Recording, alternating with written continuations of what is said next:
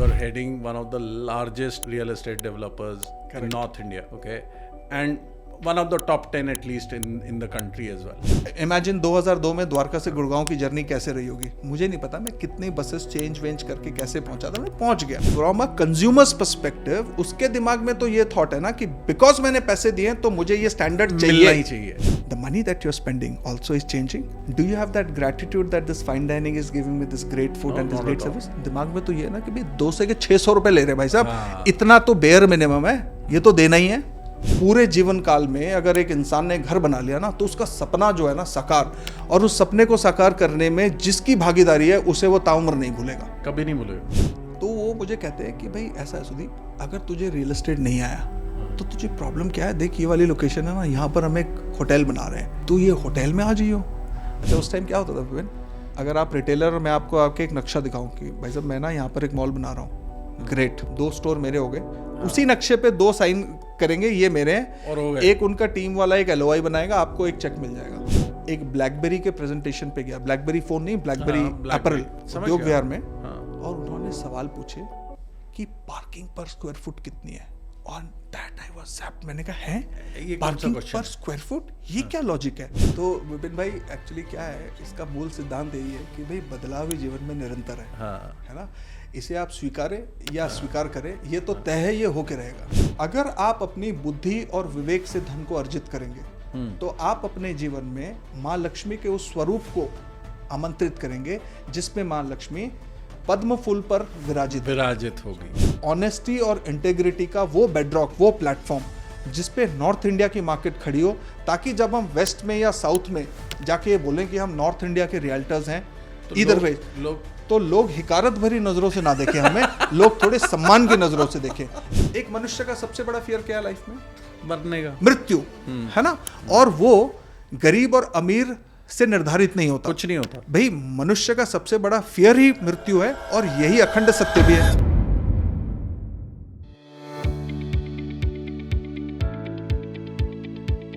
Welcome to Podcast by Space Creators. M3M. This is a name which is synonymous to real estate. M3M is one of the largest developers in the country. आप सबने तो ये नाम सुना होगा. So today we have Sudeep Bhatt, who's the President, Sales, Marketing and CRM of M3M. और ये M3M के साथ तब से हैं, मतलब 11 साल से हैं, तब से है ऑलमोस्ट जब M3M एक नेसेंट स्टेज में था. He's seen all the ups and downs of one of the largest developer, and he's been in this industry for 21 years.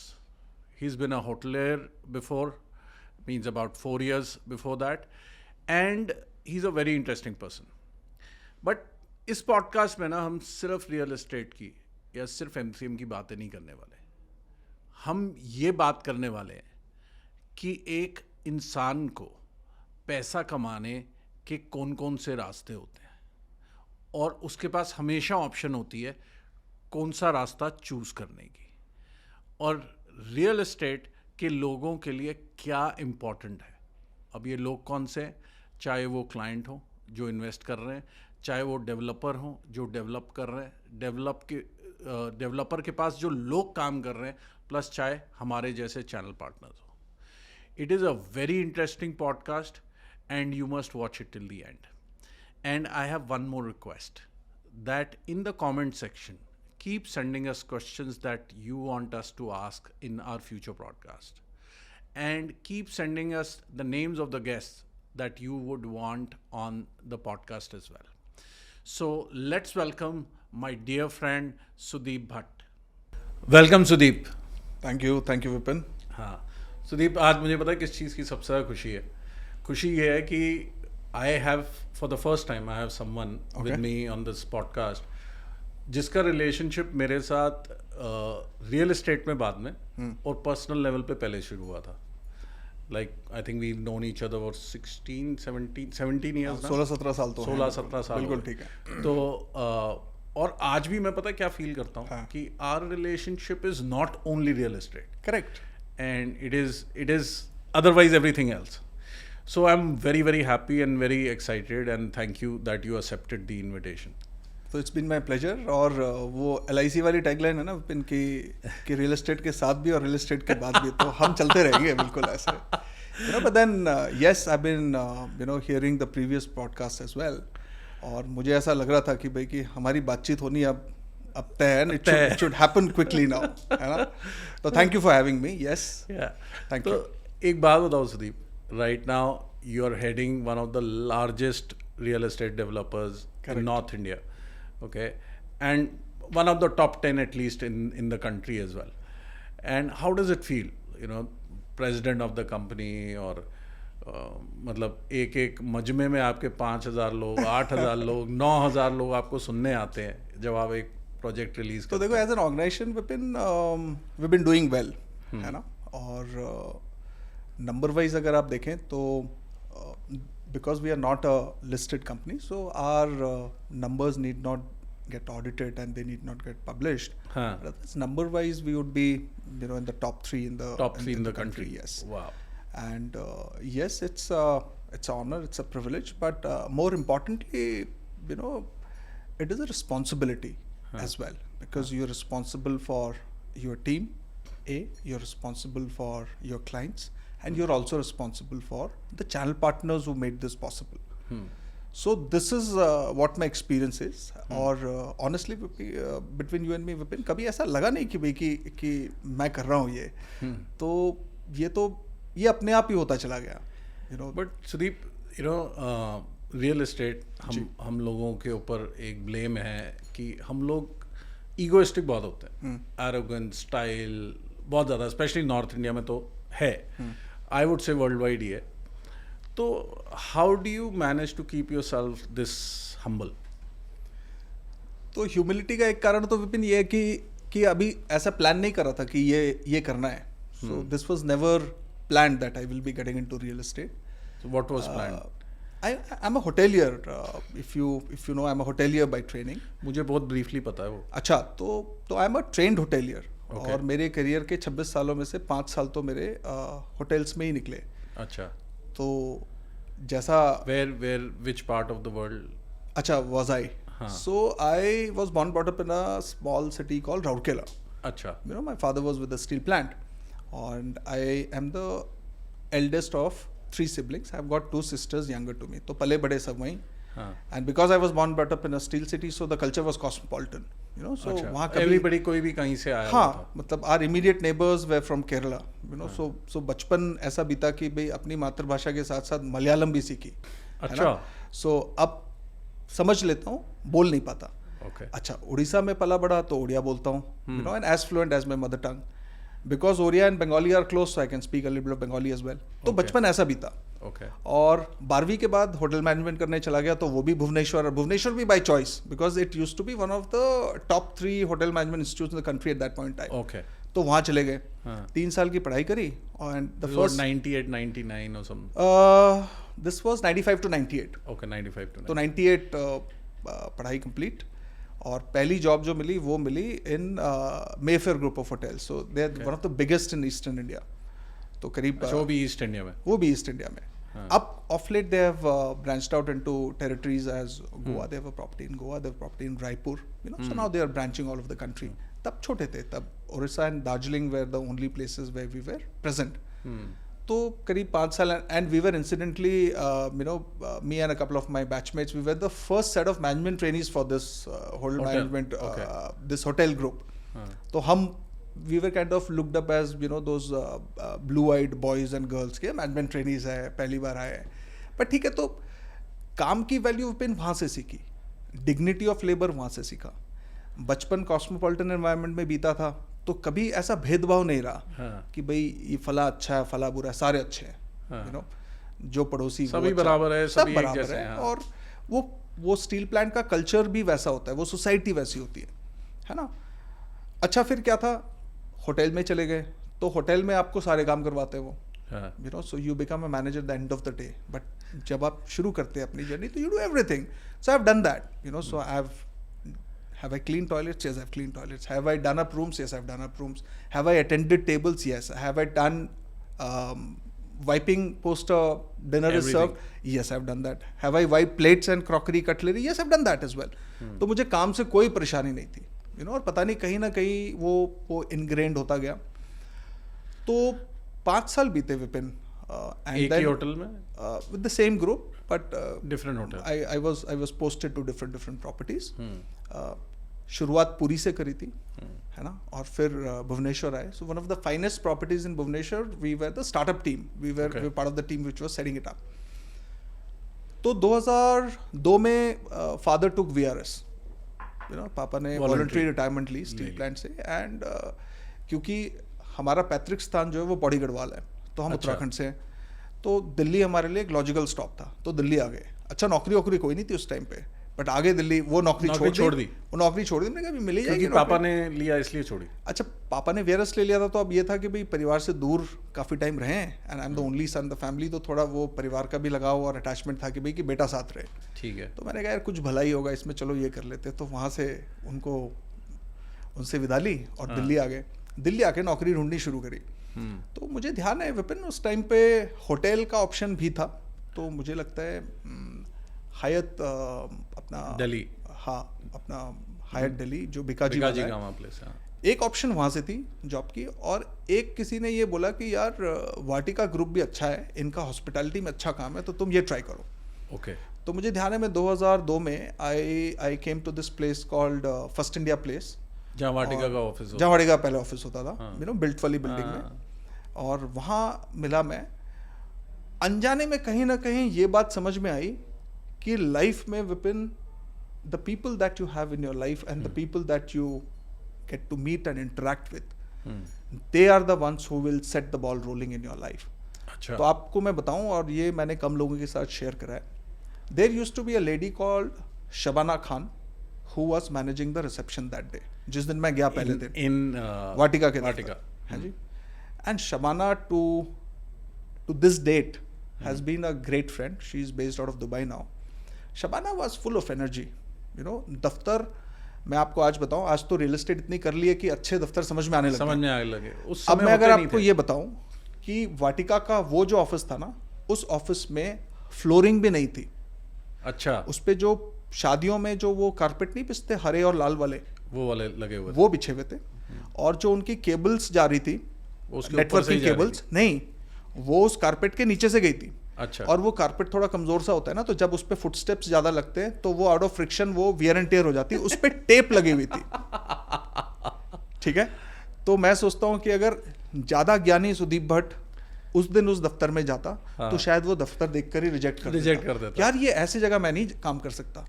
लेकिन तब क्या था, ऐसा समझ लो कि भाई थोड़ी समझ कम थी, थोड़ा लड़कपन का जोश था, नए नए निकले थे होटल से, तो ना हर किसको इस ऐसे देखते थे कि यार ये मैनेज हो सकता है. हाँ. इसमें भी कुछ भला है. वैसे भी होटल मैनेजमेंट से थे, तो कुछ ना कुछ चीजें मैनेज करने की आदत. हाँ, कि भाई ये भी हो जाएगा मैनेज, क्या है मतलब. अच्छा, रियल एस्टेट तो पता ही नहीं था, और ये सोचा नहीं था कि ये रियल एस्टेट की कंपनी है. अपने को तो ये पता. अच्छा, वहाँ पे गए थे उनके होटल डिवीजन में, उनका एक रेस्टोरेंट होता था by the name the fox. तो fox used to be one of the most happening restaurant till the time it was. हम लोग दिल्ली से आते थे फॉक्स में ना. तो Edwin used to play, so Edwin से बाद में खैर बड़ी अच्छी दोस्ती हुई. तो वहाँ गए, तो वहाँ मिले, शबाना मिली. फिर शबाना ने कहा कि आपको ना मिस्टर पंकज पाल से मिलना पड़ेगा. अच्छा. ठीक है जी. तो मैंने कहा जी ठीक है. मिस्टर पंकज पाल से आप मिलने गए फॉक्स के इंटरव्यू के लिए? हाँ, बिकॉज पंकज जी, बाद में मुझे पता चला कि उनके पास भी डुअल रिस्पॉन्सिबिलिटी थी, रियल एस्टेट वाली भी थी और हॉस्पिटैलिटी की भी थी. तो मैं उनसे मिला, तो उन्होंने मुझसे 2-4 सवाल पूछे. उन्होंने कहा जी मुझे ऐसा लगता है कि हमारी डिनर की सेल्स बड़ी अच्छी है, हमें ना कोई ऐसा बंदा चाहिए जिसको होटलियरिंग का एक्सपीरियंस हो, जैसे सेल्स आती हो, जो हमारी लंच की सेल्स को बढ़ा दे आगे. अच्छा, ना तो हमें आती नहीं थी. अच्छा, मैं से पूछो नो की स्पेलिंग पूछो. नो की स्पेलिंग क्या है? YES. तो ना तो आता ही नहीं था कुछ. तो होटलियर अदब नहीं, होटल में ना यस नहीं बोलते. होटल से कुछ भी पूछो ना, ये प्रॉब्लम है ना, सर्टनली सर, हाँ, will be done, will be taken care of sir, certainly sir. तो ये सर्टनली सिखाते हैं उसमें वहाँ पे. देखो ऐसा है, होटलियरिंग इज ऑल अबाउट पीपल, है ना. लोगों का बिजनेस है वो. बाकी की चीज़ें तो नुआंसेस वो थोड़ी बहुत हैं, but people to people skill पे आधारित है ये पूरा व्यापार. अब मुझे समझ में आ गया, यही सब यूज किया आपने रियल एस्टेट में? नहीं, वो यूज नहीं किया, वो तो ब्लड में है ना. अपने आप चला गया। मतलब you can not take a hotelier out of somebody, मतलब once a hotelier for ever hotelier. तो दिमाग वैसे ही था। तो शबाना मिली, तो Shabana was full of life, full of energy. फिर पंकज जी से मिले, तो उन्होंने बोला कि यार ये ना हमें ना अपनी लंच की सेल्स ऑगमेंट करनी है। अच्छा, दिल्ली शहर में मुझे आए हुए मात्र 6 या 7 दिन हुए थे। मुझे ये भी नहीं पता था कि जहां मैं रहता था वहां से यहाँ आने का सीधा तरीका क्या है। I had no clue. Where were you staying? I was staying at Dwarka. I am still staying at Dwarka. और द्वारका से आना था गुड़गांव। इमेजिन 2002 में द्वारका से गुड़गांव की जर्नी कैसे रही होगी। मुझे नहीं पता मैं कितनी बसेस चेंज वेंज करके कैसे पहुंचा था, मैं पहुंच गया। वो कहते हैं जी लंच की सेल्स ऑगमेंट करनी है। इमेजिन जिसे दिल्ली का नहीं पता वो गुड़गांव आया और गुड़गांव में कह रहे हैं कि भी लंच की सेल्स ऑगमेंट कर रही है। मैंने कहा जी done, will be done, we will figure out, will get it done. तो जी नौकरी लग गई। मैंने कहा जी यही नौकरी करनी है, अब कहीं नहीं जाना। यहाँ लोग अच्छे, लोग खुश हैं, मतलब ये this is a good place to be, है ना। आज भी मंत्र ऐसा ही है कि जिस ऑर्गेनाइजेशन में लोग हैप्पी है ना, वो ऑर्गेनाइजेशन ठीक है। मतलब वो आपका बेस्ट बैरोमीटर है फॉर यू टू जज how is the organisation doing. तो ज्वाइन कर लिया साहब, और थोड़े टाइम भगवान की, देखो परमात्मा की बड़ी बड़ी कृपा रही है जीवन में। जैसा अभी आप पूछ रहे थे कि भाई कि how does it feel to be the president of, मैंने आपको यही जवाब दिया कि मैंने कुछ किया ही नहीं, वो तो अपने आप हो गया। तब भी मैंने कुछ नहीं किया। मैंने कहा जी परमात्मा जी, प्रभु जी आप यहाँ तक ले आए हो, अब आप ही बताओ जी क्या करना है, लंच कैसे बेचेंगे। As luck would have it Vipin, उस टाइम पर क्या हुआ, DT सिटी सेंटर में लाइफस्टाइल नाम का स्टोर खुला था पहला। लाइफस्टाइल, ठीक है जी। और बहुत बड़ा, और मेट्रोपॉलिटन जो था उसके बैंक ऑपोजिट था। ये 2 पहले मॉल खुले थे MG रोड पे। और सैटरडे संडे को क्या होता था कि जयपुर से जो गाड़ियां आती थी ना टूरिस्ट की साइट सीइंग के लिए, वो खाने के लिए यहाँ रुकती थी। ना खाने के लिए नहीं विपिन भाई, वो एक स्टॉप इसलिए भी होता था कि लोगों को मॉल नाम के चीज ही नहीं पता थी। मॉल नाम की एंटिटी का इंट्रोडक्शन यहाँ पे होता था कि मॉल इसे कहते हैं। नहीं, ये सिर्फ जयपुर का नहीं था, दिल्ली से हम लोग आते थे। हाँ। मतलब जब ये खुले तो हमारे लिए क्या होता था कि यार एक मॉल रोड बनी है, तो क्या है चल के देखें कि वहां पे ना 10 मॉल आएंगे। 2 तो बन लिए, ओके आओ देखें। तो हम दिल्ली से आते थे। तो आई एम श्योर, बट अच्छा दिल्ली वालों का हमें इसलिए नहीं पता चलता था कि भाई आप अपनी गाड़ियों में आते होंगे, आपने अंदर पार्क कर दिया। जयपुर वालों को इसलिए पता चलता था कि वो बसेस में आते थे। अच्छा। तो सैटरडे संडे हमें ना 2-3 बसेस वहाँ खड़ी मिलती थी। और तब 2002 में ना, आई विल टेल यू, ये जो MG रोड है ना, ये ऐसी नहीं होती थी। नहीं होती थी, मतलब बड़ा पीसफुल होती थी वो MG रोड। आज की तरह कि ऊपर से मेट्रो जा रही है और यहाँ इतनी गाड़ियाँ, वो ना ऐसा वाला कोई सीन नहीं था। तो वहाँ पे क्या हुआ कि मैं चला गया जी वहाँ देखने के लिए कि भाई यहाँ क्या चल रहा है। तो मैंने देखा वो बिल्कुल खचाखच भरा हुआ लोगों से। तो मैंने कहा इसकी कोई जो मार्केटिंग हेड करती है ना, उसको ढूंढते हैं, जो बस लेके आती है। नहीं, जो लाइफस्टाइल मॉल की मार्केटिंग हेड है, ये कौन है इसका पता लगाओ। तो पता चला कोई आशिमा नाम की कोई लेडी। अच्छा, she is still a good friend. अच्छा, Ashima is still a good friend. तो आशिमा से हम मिले और मैंने कहा जी आशिमा देखो ऐसा है, तुम्हारा बिजनेस तो ये लंच और डिनर्स पे आधारित नहीं है। तुम तो दिन रात एक बराबर काम कर रही हो, क्या मैं तुम्हारी सेल बढ़ाने में कोई और मदद कर सकता हूँ? तो कह रही भाई तुम कौन हो, तुम कैसे मदद करोगे? मैंने कहा जी मेरे दिमाग में एक बात है, हम ये करते हैं कि हम तुम्हारे बायर्स को एक करेंसी देते हैं जिसका नाम रखा हमने फॉक्स करेंसी। अच्छा, ठीक है जी। मुझे ये नहीं ध्यान कि हमने वो कितने डिनोमिनेशन की करी, बट लार्जली मॉडल ये था कि भाई anybody who shops at Lifestyle will get the Fox currency and it can only be redeemed during the lunch hours. अच्छा, वेरी गुड। उसका रिडेम्पशन लंच आवर में ही था। तो मैंने पंकज जी से बात करी, उन्होंने कहा प्यारे अगर चल जाए तो बहुत बढ़िया है। तो मैंने कहा करके देखते हैं। तो भगवान की दया से Vipin it became a super success. लोग आने शुरू हो गए। लोग मतलब इतने टूट के आए क्योंकि वो उसका रिडेम्पशन ही लंच में था। डिनर तो भगवान की दया से हमारा वैसे ही बढ़िया चल रहा। तो ये थोड़ा बहुत ना, मतलब ये ऐसे जो है ना, ये थोड़े बहुत एक्सपेरिमेंट वर्क करते गए। आ गया यहाँ पे। सोचा नहीं था कि इससे ये नंबर्स आएंगे, बट ये था कि भाई कुछ करके तो देखे। नहीं करेंगे तो कुछ नहीं होगा ना, कर लेंगे तो क्या है भाई, हो सकता है अगर 1% की भी पॉसिबिलिटी है सक्सेस होने की, तो ना करने पर तो वो 1% भी गई, है ना। कि अगर 99% फेलियर है बट 1% का स्कोप है ना, तो लाइफ ऐसे ही खेली कि कोई बात नहीं जी, मतलब फेलियर हमारा थोड़ी है, उस स्कीम का, उस प्रपोजल का फेलियर है, दूसरी लगा लेंगे। एज ए ह्यूमन हम नहीं फेल हो रहे। तो पता नहीं वो बचपन वाला थॉट था वो।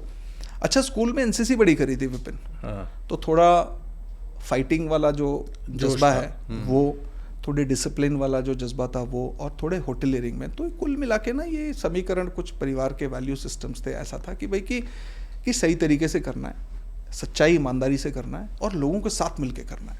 यू नो, ये मॉडल हमेशा से दिमाग में था।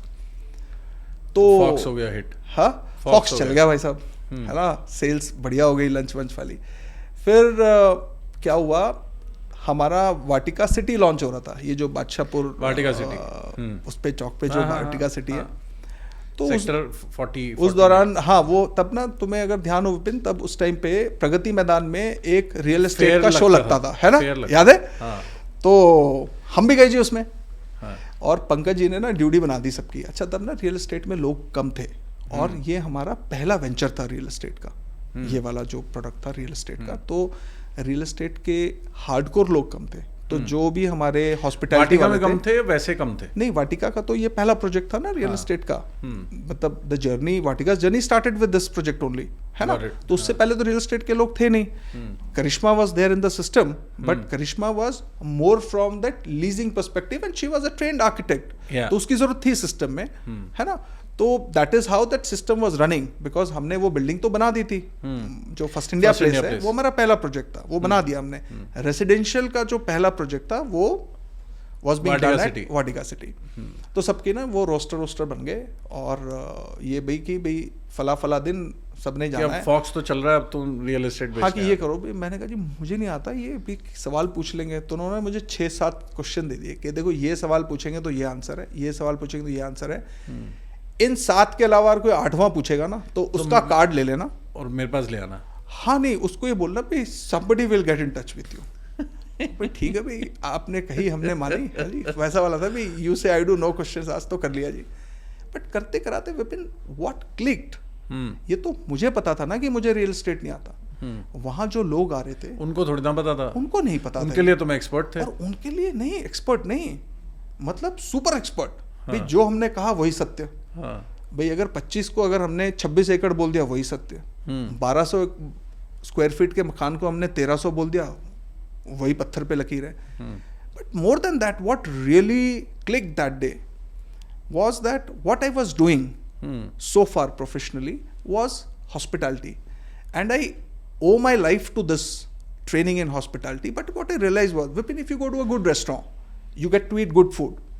But what is your level of gratitude? Service. नहीं, आपके दिमाग में ये predominant thought नहीं है कि भाई मैं X होटल के Y रेस्टोरेंट में गया हूँ, मैंने पैसे खर्चे, though I am getting this quality of food and this quality of service. Yes, no, more than the food, it is the service. You know, food आप इग्नोर कर सकते हो, but when you go to a restaurant और a this thing, service नहीं ignore कर सकते। But point क्या है ना विपिन, मेरा पॉइंट सर्विस वाला नहीं है, मेरा पॉइंट ये है कि फ्रॉम अ कंज्यूमर्स पर्सपेक्टिव उसके दिमाग में तो ये थॉट है ना कि बिकॉज मैंने पैसे दिए तो मुझे ये स्टैंडर्ड चाहिए, है ना। Correct. So which means that there is a certain degree of thanklessness there, कि क्योंकि मैंने पैसे खर्चे हैं इसलिए मुझे मिल रहा है। करेक्ट, है ना।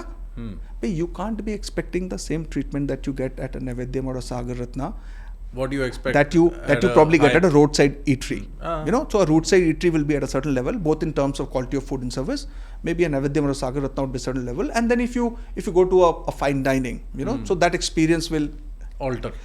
But the money that you're spending also is changing.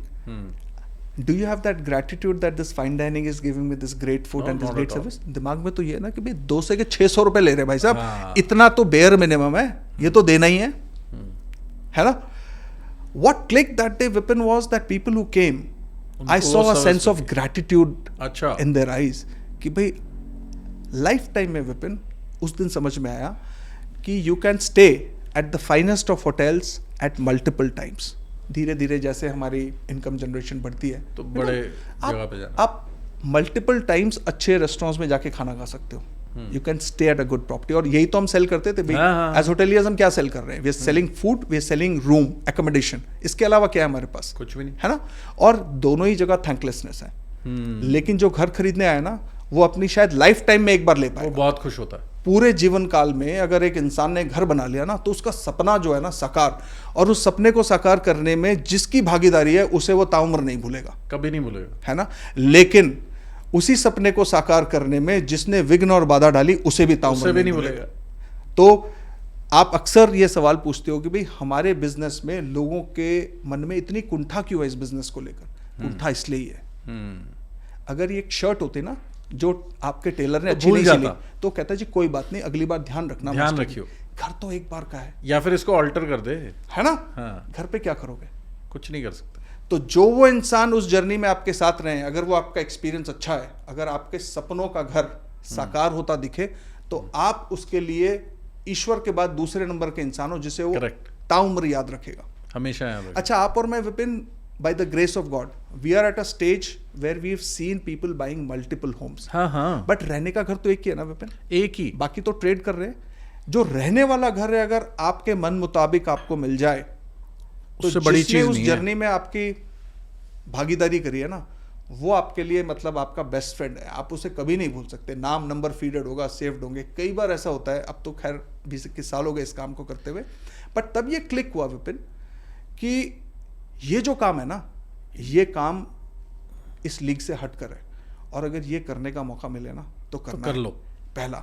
दूसरा, थोड़ी बहुत गणित की समझ थी जिससे ये समझ में आया कि भाई घर का जो कॉस्ट है ना वो टिकट साइज बहुत बड़ा है। एग्जैक्टली वो मेरी प्लेटों से बहुत बड़ा है। तो मैंने कहा यार देखो, जो बड़ी चीज खरीदेगा ना वो बड़ा आदमी होगा, हाँ। तो उनके साथ इंटरेक्ट करने का मौका मिले, ये बढ़िया चीज है। हाँ। तब ना बुद्धि छोटी थी ना, तब यही सोचा था। नहीं, मर सही सोचा था, मुझे नहीं पता, बट ठीक है, बट अब आज हाइंडसाइट में लगता है ठीक था। तो नहीं, मैं तो लोगों को एक ही चीज कहता हूँ, हाँ। कि रियल एस्टेट आप कुछ मर्जी कर रहे हो, करेक्ट, रियल एस्टेट क्यों करना है?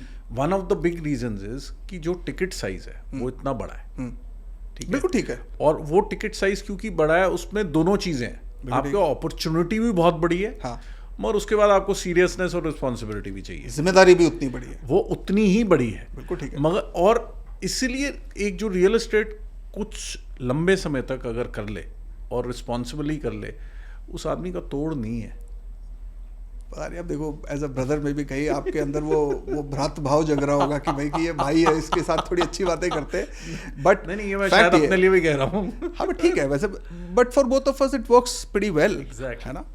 वहाँ से रियल एस्टेट की भावना जगी कि अब मेरे इंटरव्यू में कई बार लोग पूछते हैं, मैंने मतलब वो तो पिछले 11 साल से मैंने कोई इंटरव्यू नहीं दिया, हाँ। बट कभी नौकरी वाले इंटरव्यू देने की अगर नौबत आई, लोगों ने पूछा भी तू तो होटेलियर है, तो यहाँ क्यों आ गया? मैं अभी इस पॉडकास्ट के बाद एक काम करने वाला हूँ, बड़े सारे लोग जो सुन रहे हैं खुश होंगे।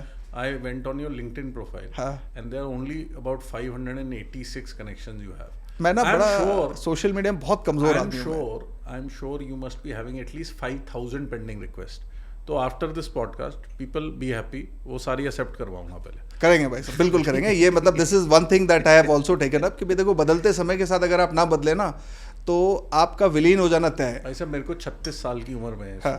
36 साल की उम्र में मुझे पहली बार इंटरनेट पता चला था। अच्छा, किसी और ने मेरी ईमेल बनाई थी, और जब फेसबुक लॉन्च हुआ था किसी और ने मेरा फेसबुक वो क्या कहते हैं प्रोफाइल और आईडी वगैरह क्रिएट करी। अब ये मैंने तेरे 3 फ्रेंड ऐड कर दिए, अब तू ढूंढ के अपने फ्रेंड ऐड कर। इससे क्या होगा भाई?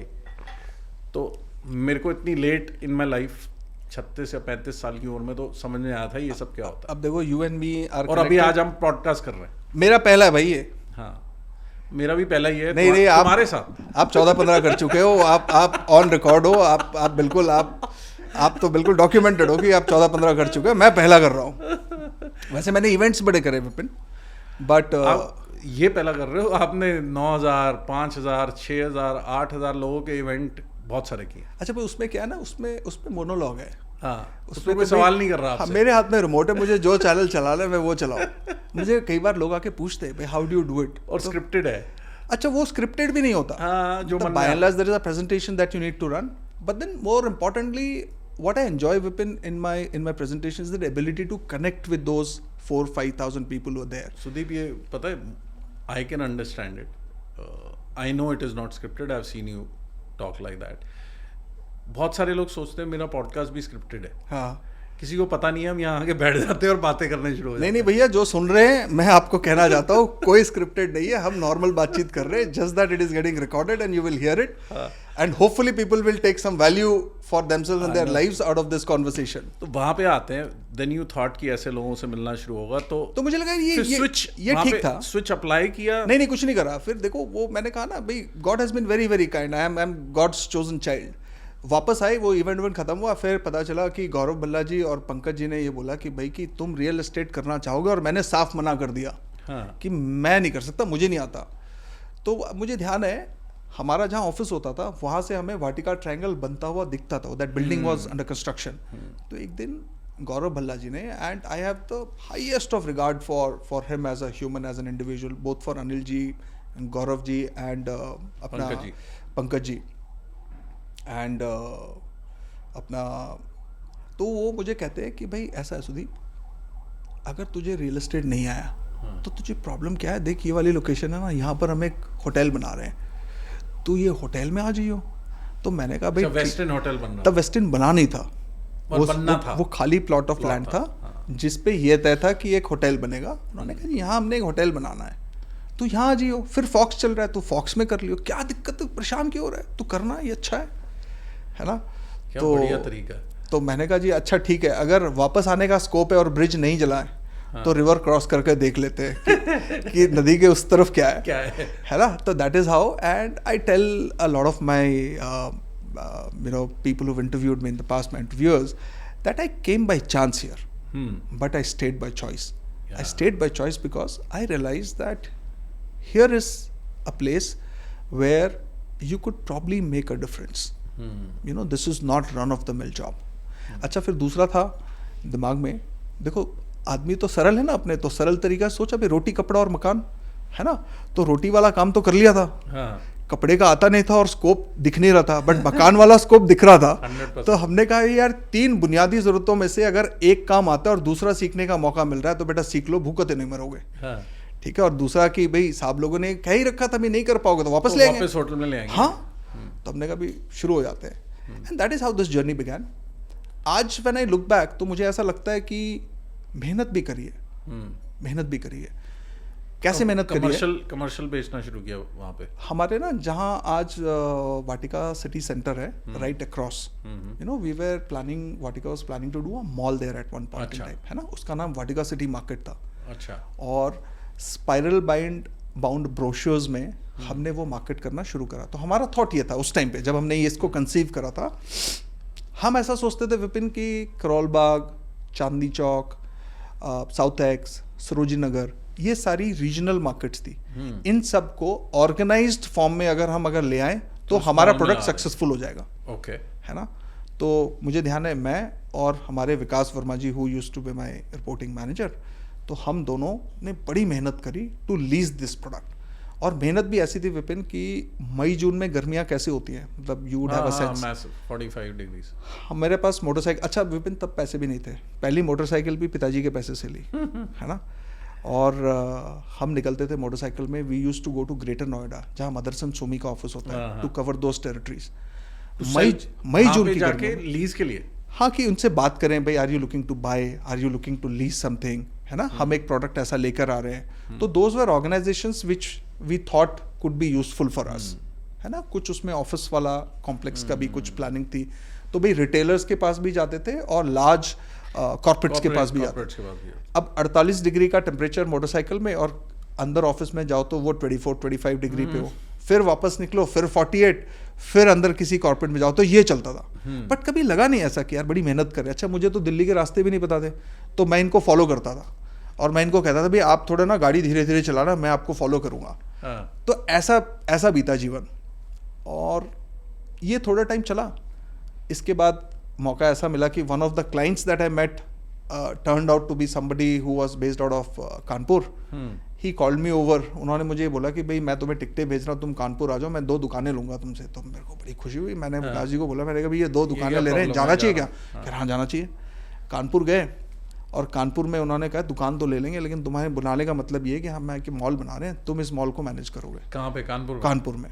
तो जो जेड स्क्वायर मॉल है ना कानपुर का, Z square mall is one of the most successful leased product even till this date. अच्छा. इन टर्म्स ऑफ 2004-5, ये 2004 की बात है. 4 की बात है. मैं 4 से 5 एक साल वहाँ रहा था. तो तब तो वो कुछ नहीं था, मतलब वो ANZ ग्रिंडलेस बैंक होता। आप कभी कानपुर गए हो? मैं एक ही बार गया हूँ, मगर मैं गया हूँ 95 में। हाँ तो कोई फर्क नहीं। हाँ, एक वहाँ पे बड़ा चौराहा है एक, जिसको कहते हैं बड़ा चौराहा, जिसके पास लैंडमार्क होटल है। बिल्कुल है। तो बड़ा चौराहे पे एक लोहे का पुल है ऊपर से, एक फुट ओवर ब्रिज है। हाँ। उसके एक साइड पे ना ये ANZ ग्रिंडलेस बैंक की जगह थी, ओके। जो इन्होंने ऑक्शन में खरीदी, because Grindlays got merged with Standard Chartered. तो इन्होंने अपनी साइट ऑक्शन करी मुंबई में। तो जो हमारे प्रमोटर साहब थे, ताहिर साहब, he still is an exporter and he is one of the largest, till such time I was with him, he was one of the largest exporter of finished leather from North India. अच्छा। तो primarily leather का काम था, but उनको ये लगा कि site मिल गई है और यहाँ पर हम कुछ कर सकते हैं। वहाँ पर रेफ नाम का एक पुराना सा छोटा मॉडल था मॉल वाला, which was doing very well. तो उनके दिमाग में था कि मैंने मॉल बनाना है। उनको किसी ने ये बोल दिया कि भाई ये लड़का है, ये तेज तरार है, ये लीज लूज कर देगा। हाँ। तो वो, अब सोचो, जिस बंदे ने 1 साल ही नहीं पूरा किया था, उसे कानपुर से कोई बुला के कह रहा है कि भाई कि तुम मेरा ये मॉल करोगे, तुम्हारी पूरी जिम्मेदारी। मैंने कहा जी मुझे नहीं आता। जेन्युइनली नहीं आता था, झूठ क्यों बोलना था? कह रहे नहीं हमें पता है तुम कर लोगे। अच्छा, तनख्वाह भी फिर थोड़ी उन्होंने बेहतर कर दी, तो मुझे लगा लाइफ में जंप लेने का मौका, स्टेप फॉरवर्ड है। मैंने बात करी परिवार में, और मैं कानपुर चला गया जी 1 साल के लिए, यू नो। तो उस मॉल में भी मेहनत करी, उसकी रिटेल प्लानिंग, जोनिंग, उसका लोगो डिजाइन, ये सारा काम मेरा करा हुआ है ना। और क्या है कि फिर जैसे कहते हैं ना, परमात्मा रास्ता दिखाता है। तो अब क्योंकि उस मॉल का करता धरता मैं ही था, तो सारे बड़े ब्रांड से मिलना जुलना मेरा काम। हाफिज कॉन्ट्रैक्टर साहब से मैं 3-4 बार मिला। अच्छा, उन्होंने मॉल डिजाइन किया? हाँ, वो आर्किटेक्ट हमारे, उन्होंने वो थे हमारे इस मॉल के। And there used to be a guy called Manish Mistry, if I remember correctly. तो मनीष मिस्त्री साहब हाफिज साहब के साथ होते थे। तो देखो, ये जीवन में ना, मतलब ये मौके मिलते गए, ऐसे मौके मिले कि जहाँ आप इनसे मिल रहे हैं। अच्छा, थोड़ी अथॉरिटीज से लाइजनिंग की बात आई, तो ताहिर साहब मुझे साथ ले आते थे। तो वो कानपुर डेवलपमेंट अथॉरिटी और अपने लखनऊ अपने आवास विकास प्राधिकरण जो भी है, वहाँ के लोगों से जो मिलने जुलने की बातचीत, तो वहाँ पर क्योंकि so called real estate expert कौन था? Yours truly.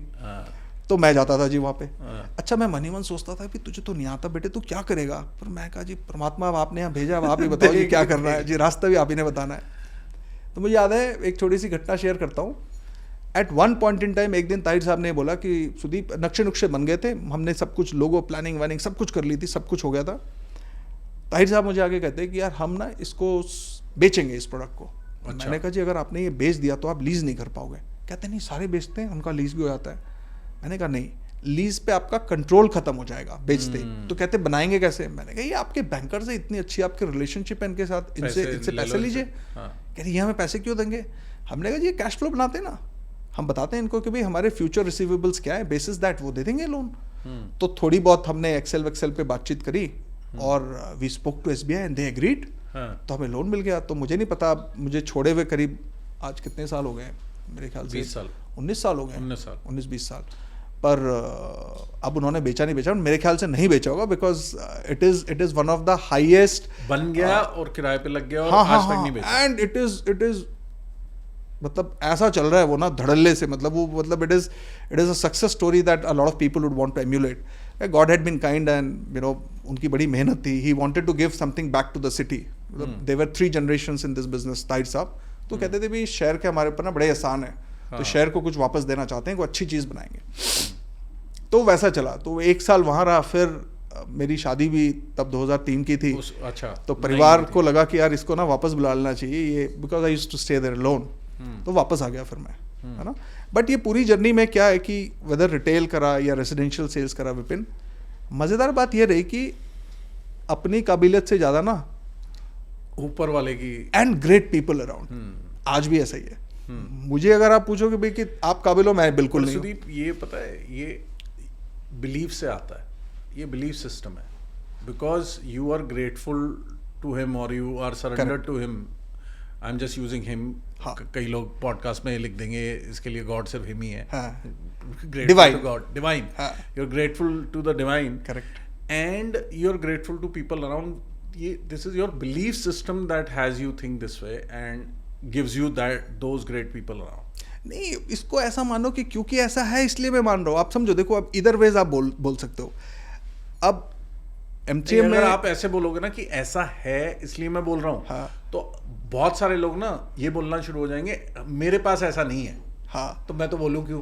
तो पता क्या है विपिन, मेरी तो उल्टा बोल रहा हूँ। मेरी फिलॉसफी लाइफ में ये है और मुझे लगता है ये काफ़ी हद तक सही भी है। ये जो प्रकृति है ना, ये जो नेचर है, इससे अगर आप हर बार एक्सट्रैक्ट करने का सोचोगे तो एक सीमित लेवल पे एक्सट्रैक्ट कर पाओगे, लिमिटेड। लेकिन जब आप इसे देने का सोचोगे ना, फिर वो आपके लिए असीमित द्वार खोलेगी। असीमित मतलब there is no limit to what you can get out of it. तो पहले देने वाला बनना पड़ेगा, है ना। तो हाँ, कहीं ना कहीं सबसे पहले अपने मन में ये भाव होना बहुत ज़रूरी है कि भाई कि देखो, एक अकेला चना क्या भाड़ फोड़ ना, एक अकेला। तो इंडिविजुअली हम क्या कर सकते हैं विपिन, आप सोच के देखो कि जहाँ आज आप हैं, जहाँ मैं हूँ, क्या इसमें हमारे परिवार का योगदान नहीं है? 100% है। हमारे माँ बाप का योगदान सबसे नहीं है? ज़्यादा। हमारे पितरों का नहीं है? हमारे दोस्तों का, हमारे शुभचिंतक, हमारे व्यवसायिक सहकर्मी और ऐसे कई अनगिनत सैकड़ों हमारे लोग, कस्टमर्स, एग्जैक्टली, जिन्होंने मैक्सिमम सिखाया हमें, है ना।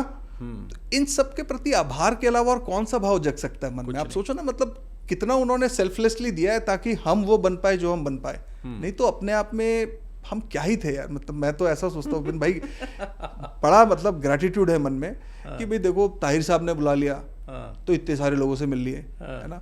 फिर नागर साहब ने बुला लिया यहाँ, तो मैं पारस में आ गया, 3 साल वहां लगाए।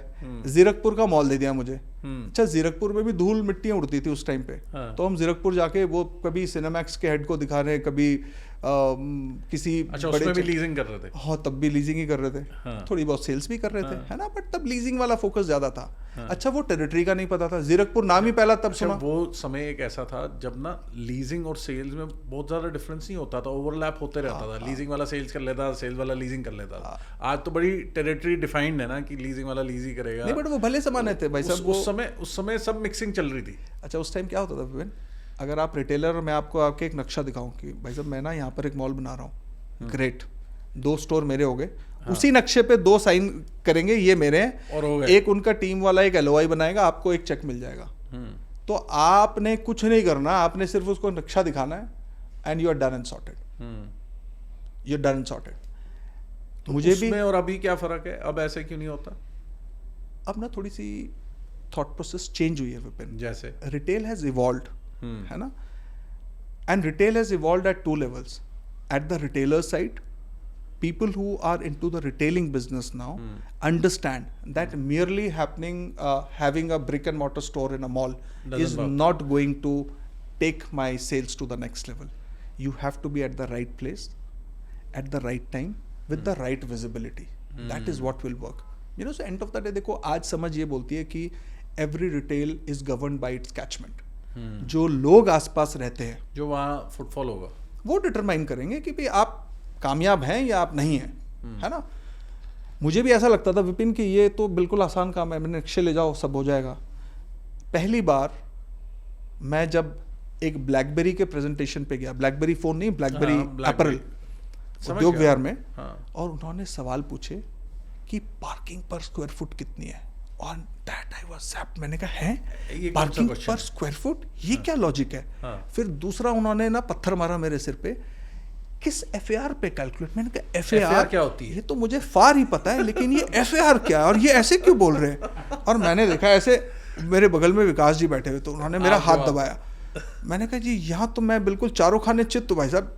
अच्छा, हमारी डील ये होती थी ना कि भाई तू बोलने चलने में तेज है, तू बोलता रहे, तू कहीं अटक जाएगा ना तो फिर मैं बात करूँगा। तो मैंने उनकी तरफ देखा, तो उन्होंने कोई जवाब दिया। मैं वापस आया, ऑफिस आया, मैंने विकास जी को बोला, विकास जी ये क्या चीज़ है? क्या पत्थर मारे इन्होंने हमारे सर पे? तो हंसते लगे, कहते रुको हम तुम्हें बताते हैं। And that was the first day that I realised that no, it is not as hunky dory as it seems on the surface. ऐसा नहीं है कि उससे साइन कर। और अगर आप बुनियादी रूप से सुदृढ़ नहीं है ना, तो आपका किसी भी क्षण उड़ जाना स्वाभाविक नहीं, तय है, ये होके रहेगा। तो that day I realise that fundamentally if you are not sound, अगर आपके मुद्दों पर और आंकड़ों पर पकड़ सही नहीं है, तो आप you are not the right person. And दूसरा, फिर मैंने अपने आप से ये भी सवाल किया कि जब तुझे पता ही नहीं है तो तू किसी की सपनों में भागीदारी क्या करेगा? Imagine, Vipin, that you and me take our loved ones to a hospital where the doctor who is attending is not competent, है ना? भाई जितना जान की कीमत है मेरे ख्याल से उससे थोड़ी कम घर की भी कीमत है। बिल्कुल, पैसा तो ऐसा कैसे हो सकता है कि अगर हमें पता ही नहीं कि इसकी अहमियत क्या है और हम चले फन्ने खा बनने की भी हम बताएंगे तुझे भी तेरा सॉफ्टवेयर कैसे होगा, not possible. And I thought that it requires deep study. उस दिन से आज भी मैं ऐसा मानता हूं कि I am a student of this craft. रोज नई चीज सीखनी है। आपने अच्छा सवाल पूछा कि तब और अब में रिटेल में फर्क क्या था। तब क्या था, तब हमने एक किताब पढ़ी थी, आपको मौका लगे तो पढ़िएगा। There was this author called Paco Underhill, उन्होंने एक किताब लिखी थी the call of the mall. है ना, बड़ी अमेजिंग बुक है। And he chronicled the retail journey that America saw, है ना। लेकिन अमेरिका को कॉपी करना हमारे लिए वाइबल नहीं था, है ना। अमेरिका के लिए क्या था कि उनका जो क्लाइमेट जैसा होता है, उनको सन ज्यादा चाहिए होता है ना, क्योंकि वो ठंडा प्रदेश है। हम गर्म जगह पे हैं, हमें तो सिर्फ साल में 2 महीने ऐसा हो सकता है जो हम बिना एसी के जी सके, उसके अलावा तो सारा टाइम एसी है ना। तो ओपन वाला कॉन्सेप्ट हमारे लिए वर्क ही नहीं करता ना, है ना। दूसरा क्या था कि वो हाइट पे जाने को भी नहीं तैयार थे क्योंकि उनके पास जगह बहुत थी और तो अमेरिका के malls if you look at it they would flat है ना, और सारे सरफेस पार्किंग सस्ते हैं। अरे जमीन इतनी है ना विपिन भाई, बहुत जमीन है। अब आप सोचो ना, मतलब मुझे याद है मैं एक बार सिडनी में किसी को ये कह रहा था for one of my organisation, हमने कहा कि हमारे पास 850 एकर्स का लैंड बैंक है। And that guy I was speaking to, he happened to be a fellow hotelier, way too senior but fellow hotelier, and he laughed। तो वो हंस दिए। तो मुझे लगा कि ये ना शायद मेरी बात पे यकीन नहीं कर रहे। तो मैंने कहा नहीं सीरियसली है 850, जेन्युइनली है। वो कह रहे नहीं इस बात पे नहीं हंस रहा, होंगे तुम्हारे 850। कह रहे वो मेरे मित्र हैं, उन्होंने अभी ये सिडनी के बाहर ना अभी करीब 1200 एकड़ जमीन खरीदी है। तो मैंने कहा भाई लेकिन आप ये नहीं समझ रहे कि आपके 1200 और मेरे 850 में बहुत फर्क है। फिर मैंने थोड़ी बहुत तब तक समझ आ गई थी कि भाई थोड़ी आंकड़ों पे भी उनको बताया। तो मैंने कहा शर्मा जी ये है गणित। But the fact of the matter Vipin, coming back to it, that if you are not sound, अगर आपने मेहनत नहीं करी है अपने फंडामेंटल्स को सही करने में, then I think you will be like that shaft where any wind will blow you off. अगर आपको राइस और शाफ्ट का सेग्रीगेशन करना है तो आपके अंदर मुद्दों को लेकर बुनियादी समझ परिपक्व और मजबूत दोनों ही होनी जरूरी है। यहाँ पे मैं कॉन्वर्सेशन को थोड़ा दूसरी एंगल में लेके जाऊंगा। ये बड़ा इंपॉर्टेंट टॉपिक है, you know, specially in North India, I would say, because we work in North India. हो सकता है साउथ में भी ऐसा होता हो या वेस्ट में भी ऐसा होता हो। एंट्री बैरियर है नहीं, ठीक है, आज की डेट में टू एंटर आवर इंडस्ट्री कोई फॉर्मल एजुकेशन भी नहीं चाहिए। थैंक गॉड नहीं है, नहीं तो आप और मैं क्या करते हैं। हाँ, मैं वही बोलने वाला था। Neither you nor me came from a background of real estate, and correct, हम में से कोई भी नहीं आया, और बहुत सारे ऐसे हैं। अब बाय ग्रेस ऑफ गॉड या वैल्यू समझ लो, जो मर्जी समझ लो, हम अपना बिजनेस जैसे चला रहे हैं, और हमारे पास कुछ एक वैल्यूज़ हैं जो हम ऐसी बात कर रहे हैं। बट आपको क्या लगता है कि ऐसे ही चल रहा है बिजनेस? सब लोग इस चीज़ को वैल्यू कर रहे हैं कि हम किसी को उसकी सबसे महंगी एसेट बेच रहे हैं? नहीं कर रहे विपिन। मैं थोड़ा जल्दी आ गया आंसर देने में, बिकॉज मुझे लगता है कि ये बर्निंग था। हाँ, ये ज़रूरी है। एंड आई थिंक ये जो भी लोग इस पॉडकास्ट को सुनेंगे वो इसे बार बार सुने और ध्यान से सुने, because while there are no entry barriers and it is very easy to get into this business and most of the time अगर आप किसी से भी पूछो, मतलब whether one is an entrepreneur or somebody who's a developer, मतलब देखो इस पूरे बिजनेस में क्या है, कड़ियाँ कौन कौन है? एक डेवलपर है जो बना रहा है ना, और उसकी टीम है जो उसको सेल करने में हेल्प कर रही है, ठीक है जी। एक बायर है जिसके सपने साकार करने का वादा कर रहे हैं डेवलपर, और इस बायर को और इस डेवलपर को जोड़ने वाली एक कड़ी है जो हमारे चैनल पार्टनर्स हैं। करेक्ट, यही है हमारा बिजनेस। नहीं, डेवलपर में सिर्फ सेल करने वाला नहीं है, बनाने वाला भी है, हाँ, मतलब पूरी टीम है, एंटायर पैराफर्नलिया, मतलब कि कोई डिजाइन करेगा, कोई एग्जीक्यूट करेगा, कोई बेचेगा, है ना, कोई प्री सेल्स करेगा, कोई पोस्ट सेल्स करेगा, सारा है। मतलब but one part of it is the developer, दूसरा पार्ट बायर है, और तीसरा इनको जो जोड़ने वाली कड़ी है वो हमारे चैनल पार्टनर्स। इस पूरे बिजनेस में जो ट्रेंड लोग आते हैं वो प्राइमरली डेवलपर की साइड में इंजीनियर्स, आर्किटेक्ट्स, लॉयर्स, ये लोग होते हैं जो ट्रेंड है। करेक्ट। लेकिन ये इस पूरे जर्नी का एक छोटा पार्ट है, बहुत छोटा, लेकिन अहम पार्ट है। इनके पास इतना डिसीजन होता है? नहीं, मैंने कहा छोटा है लेकिन अहम पार्ट है। हाँ। डिसीजन पता है क्या है विपिन? मुझे एक बात बताओ, जिसको इंटेग्रिटी बोलते हैं हम, ठीक है, या जिसको हम ऑनेस्टी बोलते हैं, देखो अगर सारे लोग देख रहे हैं कि आप काम सही कर रहे हो या गलत कर रहे हो, which means if the focus is on you and then you are doing a good job, is one part of it. और एक एस्पेक्ट ये कि भाई आपको पता है कि इस कमरे में कोई नहीं है, आप अकेले हो, और येट यू नो कि यार ये काम गलत है और ये मुझे नहीं करना, है ना। जिसको हम सरल भाषा में कहते हैं कि भाई अगर आप अपने आप को शीशे में आंखों में आंखें डालकर ये कह सको कि सुदीप तूने ये गलत नहीं किया, तू सही था यहाँ पे, या you were wrong here, you know, when you have that kind of an accountability with yourself, that is where that is the kind of integrity that I am talking about. तो आपने जो सवाल पूछा कि क्या इसके पास ये राइट है डिसीजन मेकिंग का, है। हर लेवल पे हर एक के पास राइट है। How do you treat an individual? No developer or no promoter will tell you that you treat somebody badly like that, है ना। At least in the worst of situation, किसी को respectfully treat और greet करना तो हमारे हाथ में 100%। भाई देखो ऐसा है, काम का सही गलत होना is one part of it, but how do you make an individual feel? ये तो मेरे हाथ में है। मैं कुछ ना कर पाऊं किसी के लिए, बट कम से कम उसकी व्यथा को समझो तो सही कि हाँ आपकी बात सही है, हमारे पास समाधान नहीं है, लेकिन इसका मतलब ये नहीं कि भाई आप जो कह रहे हो वो गलत है। तो विपिन मैं ऐसा सोचता हूँ कि जो भी इस बिजनेस में आ रहा है, जो भी, और ऐसा इसलिए सोचता हूँ बिकॉज अभी क्या है, 21-22 साल कर लिया ये काम, है ना, तो भाई 5-6 साल और करेंगे, and then the newer generation will come up, the business is also changing in a very fast mode. आपने बताया कि आपने एट द एज ऑफ 36 आप you got into social media. अब आप देखो कि अगले 10-12 सालों में कितने चमत्कारी बदलाव हुए हैं, हाउ हैव थिंग्स चेंज्ड।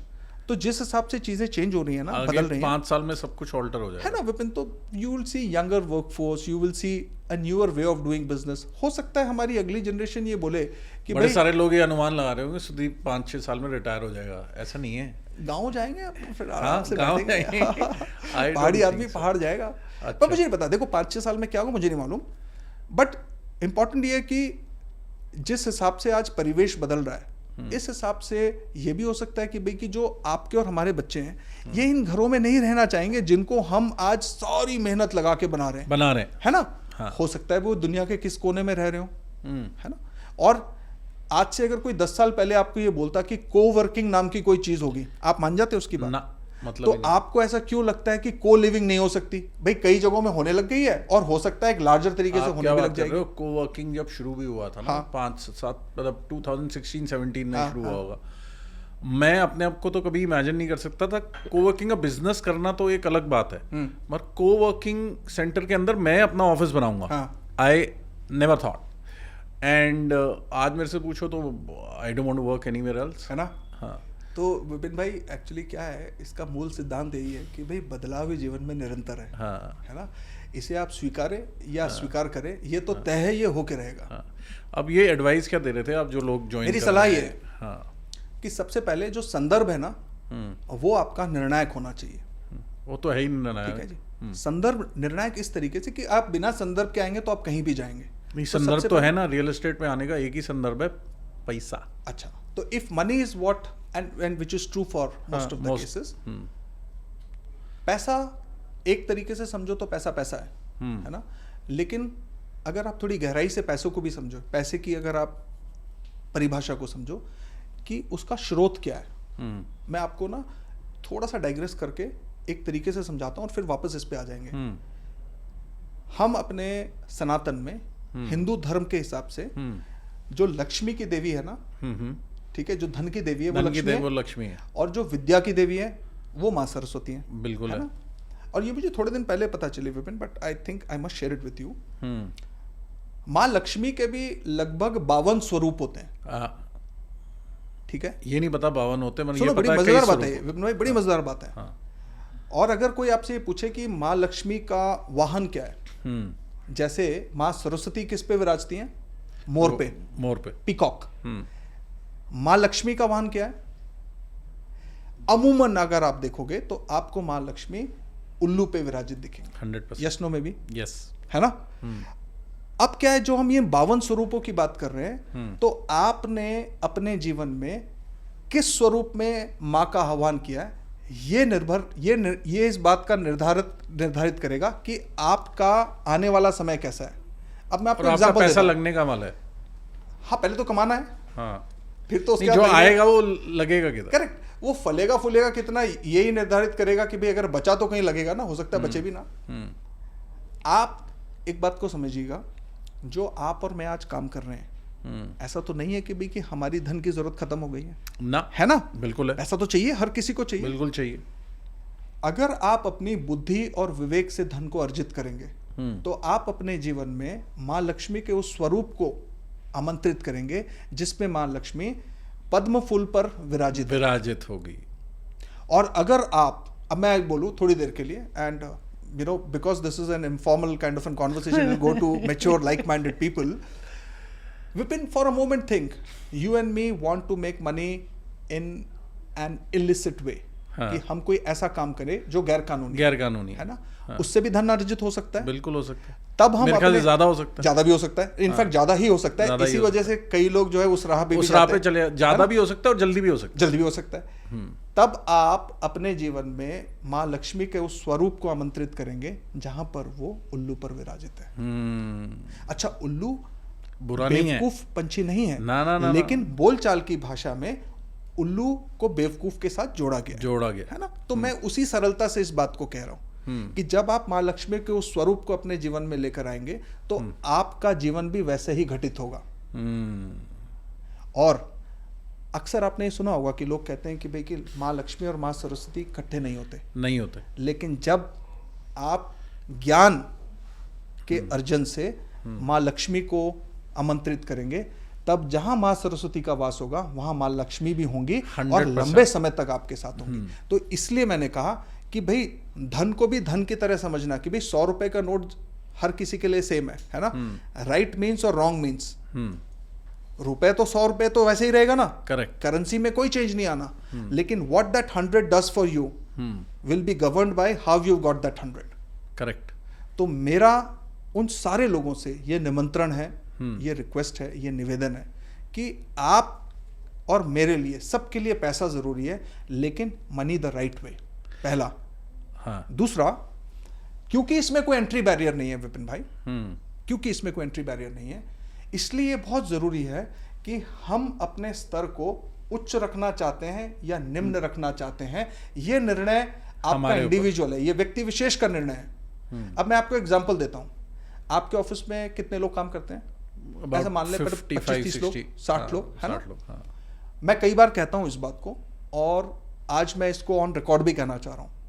अगर आपको सरल भाषा में समझना हो कि हमें अपने नॉलेज के लेवल का मापदंड ऊंचा कैसे करना है, इसको समझने का सबसे सरल तरीका ये है कि जो भी मुझे सुन रहे हैं और वो अपनी टीम्स को ये मैसेज देना चाहते हैं कि हमें क्या करना चाहिए, आप ये करिए, आप भी कर सकते हैं कि आप अपने ऑर्गेनाइजेशन में कल किसी भी फाइनेंशियल इंस्टीट्यूशन को फोन करके बोलिए कि हम एक 5,000 रुपए की सिस्टमैटिक इन्वेस्टमेंट प्लान करना चाहते हैं, जिसे हम सिप बोलते हैं। ठीक है जी।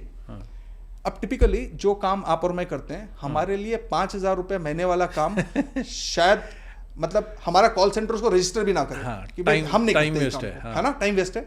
इसीलिए मैं 5,000 कह रहा हूं। और 5,000 मासिक का मतलब ये होगा कि 60,000 सालाना, है ना, 60,000 रुपीज पर आना। तो उसको ये बोलना है कि भाई 5,000 रुपए SIP में इन्वेस्ट करने हैं। उसको बोलिए भाई give us the best plans and tell us why do you think it is a good proposition. Vipin भाई, आप यकीन जानना, मैं किसी फाइनेंशियल इंस्टीट्यूशन की कंपनी का प्रमोशन नहीं कर रहा। वो जिस डिटेल से बताएंगे, वो आपको जो डेटा दिखाएगा कि मेरा ये प्लान है, इस प्लान की पास्ट परफॉर्मेंस ये रही है और फ्यूचर में इसके प्रोजेक्शंस ये हैं, and how does it compare with respect to other available plans in the market. If you get into that detailing, that is number one. 2, look at the respect he has for you as a client and towards his craft. 5,000 रुपए महीने के लिए। और तीसरी चीज, उसकी तैयारी देखना। आपको मैं एक चीज बताता हूँ, मेरी कंपनी की टैगलाइन है space creators we make your money grow, ठीक है, मनी मेरी टैगलाइन में। अब आई हैव बिन ब्लेम्ड और वट एवर, कई लोगों को बड़ी रिजेंटमेंट हुई हमारी इंडस्ट्री में कि यार तुम ब्रोकर नहीं हो, तुम फाइनेंशियल प्लानर हो, तुम फाइनेंशियल प्लानर वेंचर कैपिटलिस्ट भी बोला अच्छा, गया, VC भी बोला, तुम वेंचर कैपिटलिस्ट हो, तुम्हें ना कस्टमर की बहुत ज़्यादा चिंता है, तुम ना कस्टमर के हिसाब से ज़्यादा सोचते हो, तुम इस हिसाब से नहीं सोचते, तुम उस हिसाब से नहीं सोचते। उस प्रोडक्ट में पैसे बन रहे थे, मेरे को अपने भाई लोगों ने कहा कि तूने बहुत बड़ी मिस्टेक की है, 2 प्रोजेक्ट नहीं किए, इसमें देख कितने पैसे बने। तो मैंने पूछा किसके, करेक्ट, तो उसने बोला हमारे। मैंने यार मेरा ना है we make your money grow.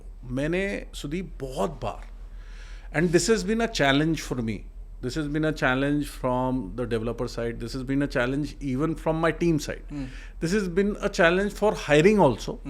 वो बोलते हैं यार ये आदमी किसी डेवलपर के साथ का बंदा नहीं है, ये बंदा प्रोडक्ट बेस्ड आदमी है, ये प्रोडक्ट जाके देखेगा। मैं बताता हूँ, आपकी पहली जिम्मेदारी आपके क्लाइंट्स के लिए है। हाँ, नहीं वो क्लाइंट्स के लिए भी क्यों है। हाँ। मैं जाके प्रोडक्ट की स्क्रूटनी करता हूँ। करेक्ट। वो स्क्रूटनी क्यों करता हूँ कि मैं वो प्रोडक्ट के अंदर इतना डीप जाता हूँ कि जिसमें मुझे समझ में अब प्रैक्टिस हो गई है, जिसमें मुझे समझ में आता है इसमें पैसे बनेंगे, आप ही का प्रोडक्ट है, मुझे ये समझ में आएगा इसमें पैसे बनेंगे क्लाइंट के, उसको अपसाइड मिलेगी और एग्जिट मिलेगी, मैं वो बेच दूंगा, जिसमें नहीं मिलेगी वो छोड़ दूंगा। करेक्ट। और जो मैं छोड़ रहा हूँ अमूमन उसमें ज़्यादा पैसे बन रहे थे मेरे, मगर over the years it has really worked for me.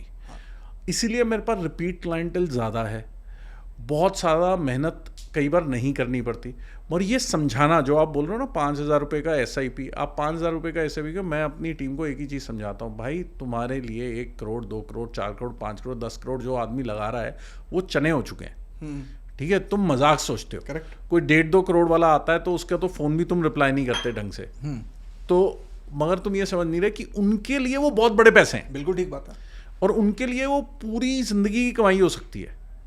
और मैंने कितनी बार अपनी टीम को रोका है, ये मत बेच, रुक जा, इसको ये चाहिए, इसको वो बेच दे।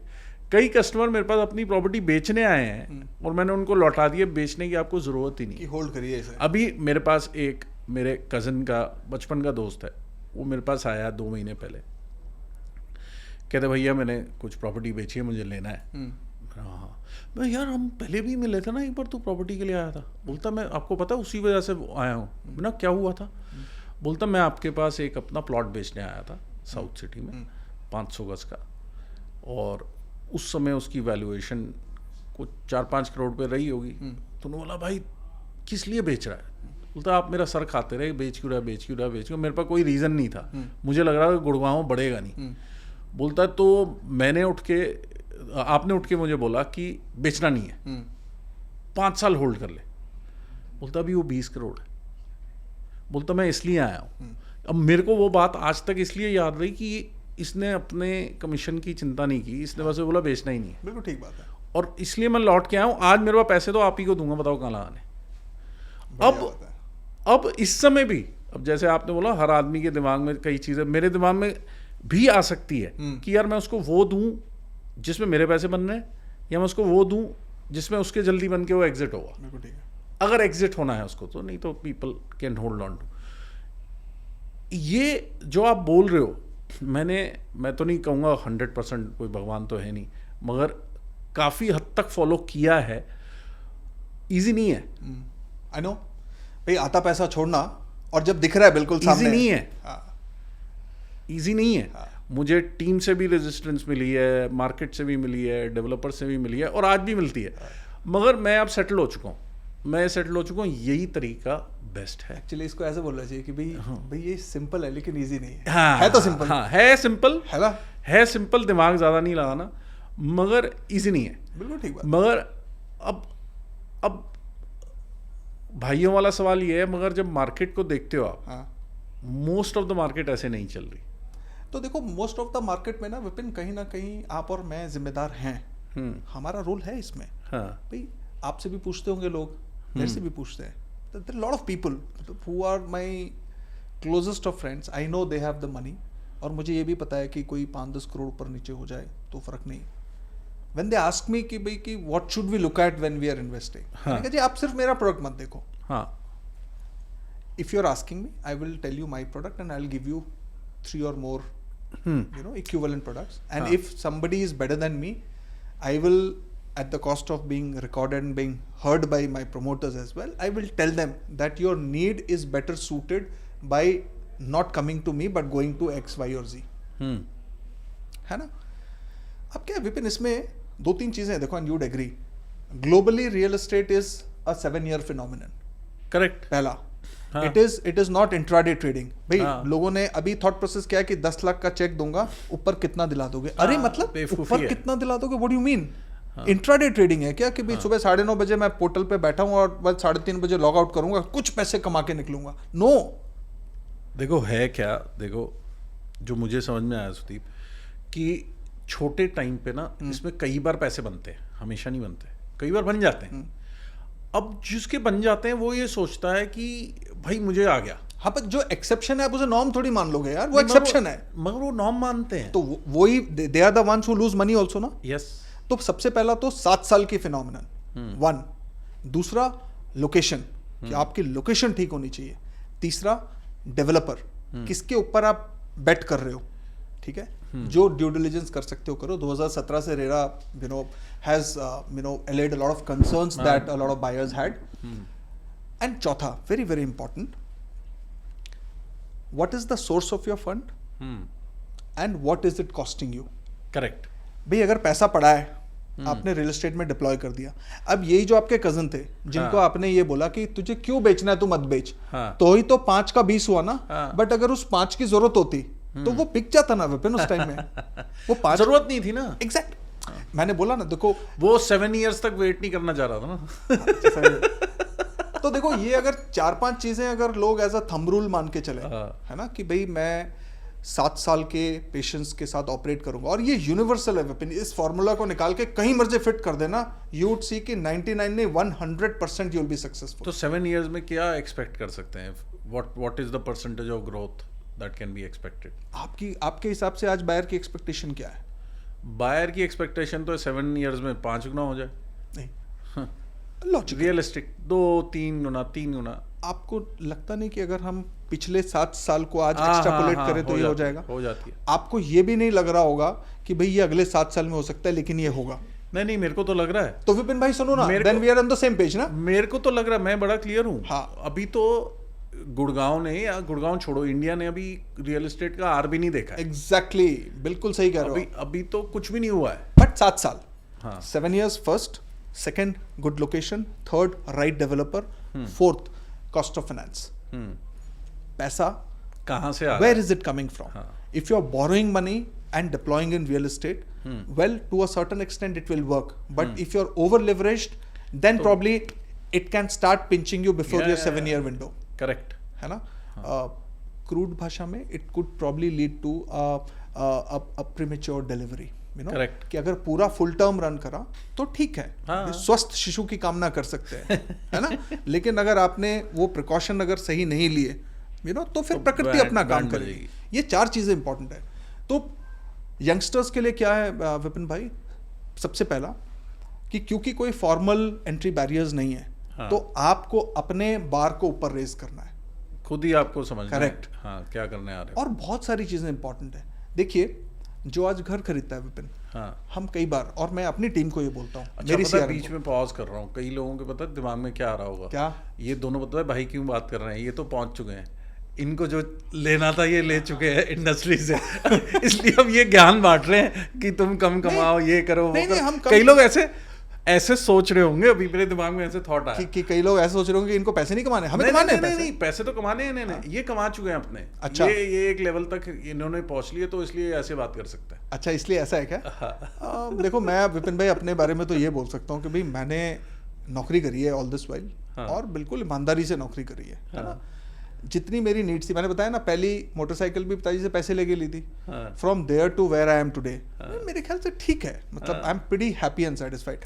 देखिए, ज़रूरतें कम होती हैं, लालच अंतहीन है ना, उसका कोई अंत नहीं है। फिर वो लोटा है जिसकी कोई पेंदी नहीं है, मतलब वो ना, मतलब वो बॉटमलेस है, वो कुआं है जिसका कोई अंत नहीं है। तो आप कहीं भी जा सकते हो उसमें। तो भाई जो सुन रहे हैं विपिन भाई, मैं और आपकी तरफ से मैं कह रहा हूं कि भाई हमने नहीं इतने पैसे कमाए कि हम ये बैठ के कह सकते हैं, लेकिन हम ये क्यों कह रहे हैं, या रादर मैं ये क्यों कह रहा हूं जो मैं कह रहा हूं, मैं नहीं चाहता कि जब मैं इस इंडस्ट्री से हाथ जोड़ूं तो लोग मुझे भूल जाएं।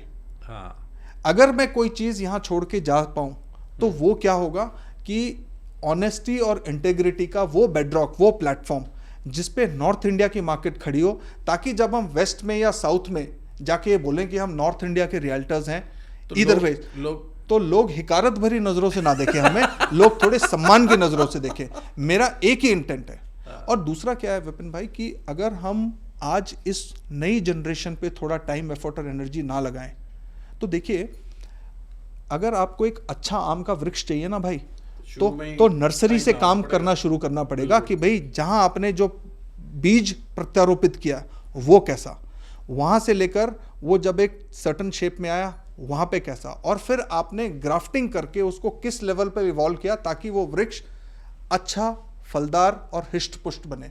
तो शुरू में वो मेहनत करनी जरूरी है। जैसे हम अपने बच्चों पे मेहनत करते हैं, वैसे ही इस इंडस्ट्री के बच्चों पर भी मेहनत करने की जरूरत है। और अगर इनको छोड़ देंगे ना, इफ यू अलाउ, कुछ भी हो, तो देखिए प्रकृति का नियम है, अगर आपका खेत एक बंजर पड़ा हुआ है तो उस बंजर खेत में आम का वृक्ष नहीं उगेगा अपने आप, लेकिन घास फूस जरूर उगेगी।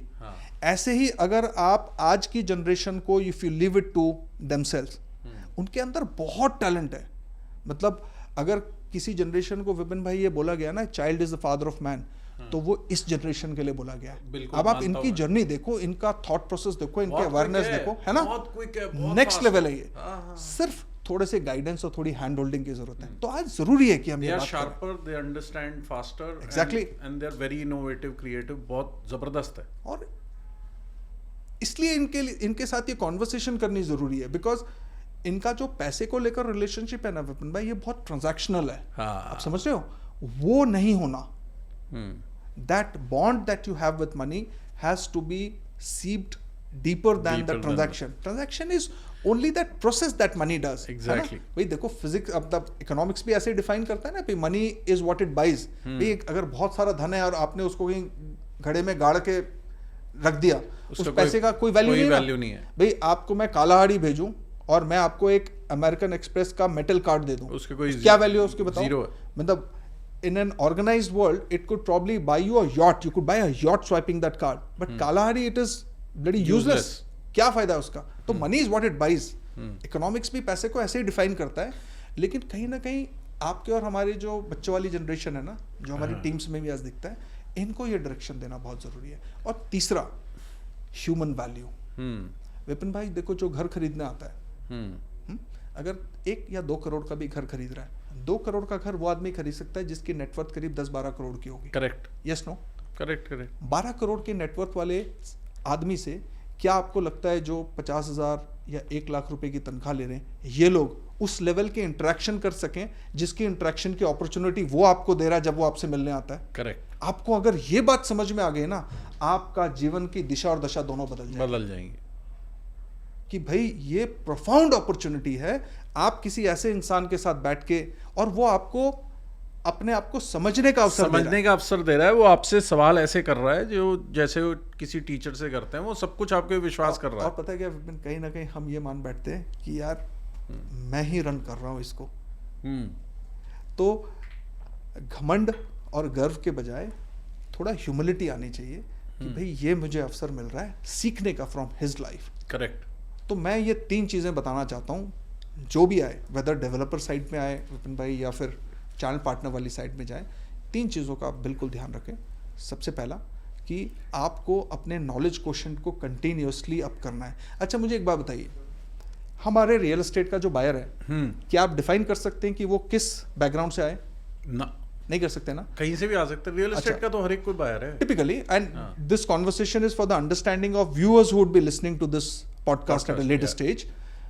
When a buyer comes to us, typically from a real estate perspective, वो real estate पे कितनी देर बात करते होंगे? अगर 1 घंटे की मीटिंग चली उसमें रियल एस्टेट की बातचीत कितनी देर की है? 15 मिनट। तो बाकी के 45 मिनट पे जो अपनी लाइफ की कॉन्वर्सेशन है, बात बता रहा है वो, या तो अपनी लाइफ की बात बता रहा है या अपने उस सब्जेक्ट के बारे में बता रहा है जिसका वो एक्सपर्ट है। नहीं, या फिर उसको जिस कारण के लिए रियल एस्टेट चाहिए। चलो वो भी मान लिया, that is also pertaining to this buying process. उसके अलावा अगर हमने कोई कॉन्वर्सेशन करनी है तो देखो हर इंसान प्रैक्टिकली अपने उसी टॉपिक पे लेकर जाएगा जहां पर उसके स्ट्रेंथ एरियाज हैं। करेक्ट। भाई अगर मैं फुटबॉलर हूं मैं फुटबॉल की बात करूंगा, अगर मैं पॉलिटिशियन हूं मैं पॉलिटिक्स की बात करूंगा, है ना? बिल्कुल ठीक है। तो जो मेरे सामने बैठा हुआ है रियल एस्टेट वाला बंदा, उसके अंदर इतनी तो एबिलिटी हो कि भाई वो मेरे कंट्रीब्यूशन में थोड़ी देर कंट्रीब्यूट कर पाए मेरे कॉन्वर्सेशन में। और अगर वो नहीं कर पा रहा तो टिपिकली हम क्या करते हैं, हम थोड़ी देर में उसे चेकआउट कर देते हैं। ये मेरा लेवल का आदमी नहीं है। हाँ, ये पता नहीं क्या कर रहा है। सोच के देखना, मतलब अगर आप कार लेने गए हो and you are a realtor and maybe थोड़े टाइम के बाद में from a BMW guy you expect him to talk about his machine, right? Correct. And about the BMW legacy. While where you come from, maybe if that conversation is a 2 hour conversation, क्या आप 2 घंटे तक उसकी BMW के बारे में सुनोगे? मतलब आप भी तो कुछ बताओगे ना? मैं तो 15 मिनट के लिए सुनूंगा। अब जब आप अपने बारे में बताओगे and the moment you realise कि यार he is somebody who is matching my intellect level, suddenly you establish a rapport there कि यार ये बंदा इंटरेस्टिंग है, फिर BMW खरीदी जाएगी, है ना? हम जिस दिन ये समझ जाएं कि रियल एस्टेट भी ऐसे ही बिकता है, हाँ, और पहले व्यवहार होता है और फिर व्यापार होता होता है। है। हमें लगता है काट दो। हाँ, टिपिकली हम क्या बोलते हैं बातचीत में, ग्राहक मेरे आया, यहाँ नहीं बोलते, मगर वैसे मार्केट में टिपिकल, तभी तो मैं कह रहा हूँ काट दो, है ना? आज कितने काटे, है ना? जिसको आप काट दोगे, क्या आपके अंदर कोई परमात्मा ने ऐसी शक्ति दे रखी काटने का और दोबारा जोड़ोगे? And Vipin, I am share this with you. हमने बेन को बुलाया to set up our processes in our organisation. You will be surprised, they told that we also consult advise Emaar in Dubai. In Dubai, okay. They're big. हाँ, So Emaar is is big. The biggest in Dubai. All of us are spending money on lead generation. आप भी करते हो, मैं भी करता हूँ, हर कोई कर रहा है अपने अपने तरीके से, गुड बैड राइट रॉन्ग, उस पे नहीं डिबेट पे नहीं जा रहे, पर हर किसी को लीड चाहिए ना। Yes. ये थोड़ी है कि भाई कि आ गया तो वेलकम, नहीं आया तो भीड़ कम, ये तो मॉडल नहीं है ना। नहीं, भाई हर एक को चाहिए क्लाइंट।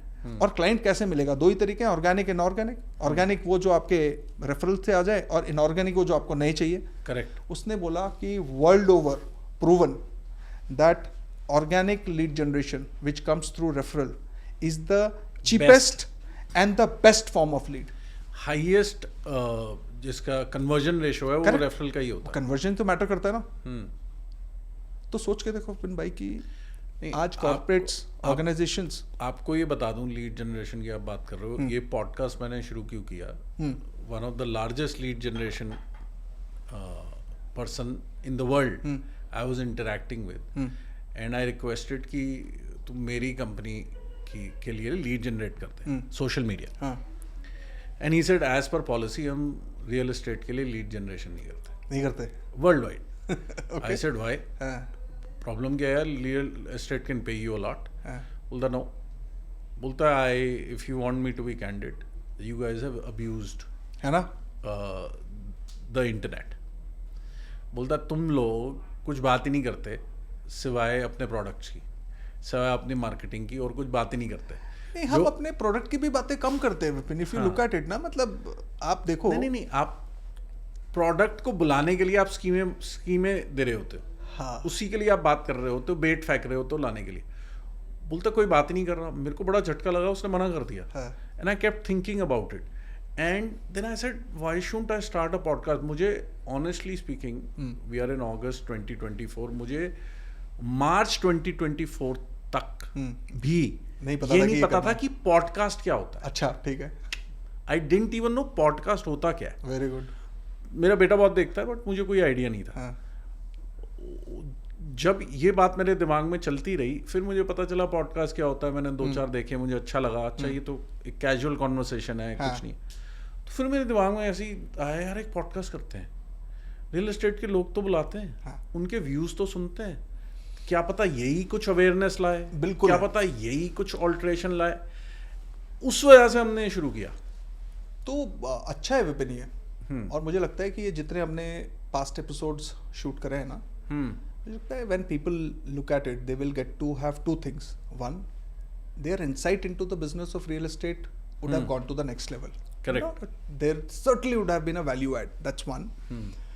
दूसरा, हमारे बारे में जो myth है ना, about the business in general and about us in northern part of the country in particular, कि भैया ये तो सारे चोर हैं, और ये वाले जो नॉर्थ वाले हैं ना, ये चोर नहीं है, ये नटवर लाल है, ये कुछ भी कर रहे हैं, जादू और पाशा, कुछ भी बेच देगा, है ना, तुम्हारे पैसे छीनने का इसका एक ही उद्देश्य है, तुम्हारी जेब में सेंध लगाना, इसको कोई लेना देना नहीं, तुम्हें क्या चाहिए नहीं चाहिए, जो इसे बेचना है वो बेच जाएगा, और जितने तुम्हारे पैसे हैं वो भी, और साथ में पड़ोसी और रिश्तेदारों को भी ले जाएगा, है ना, ये वाला थॉट है.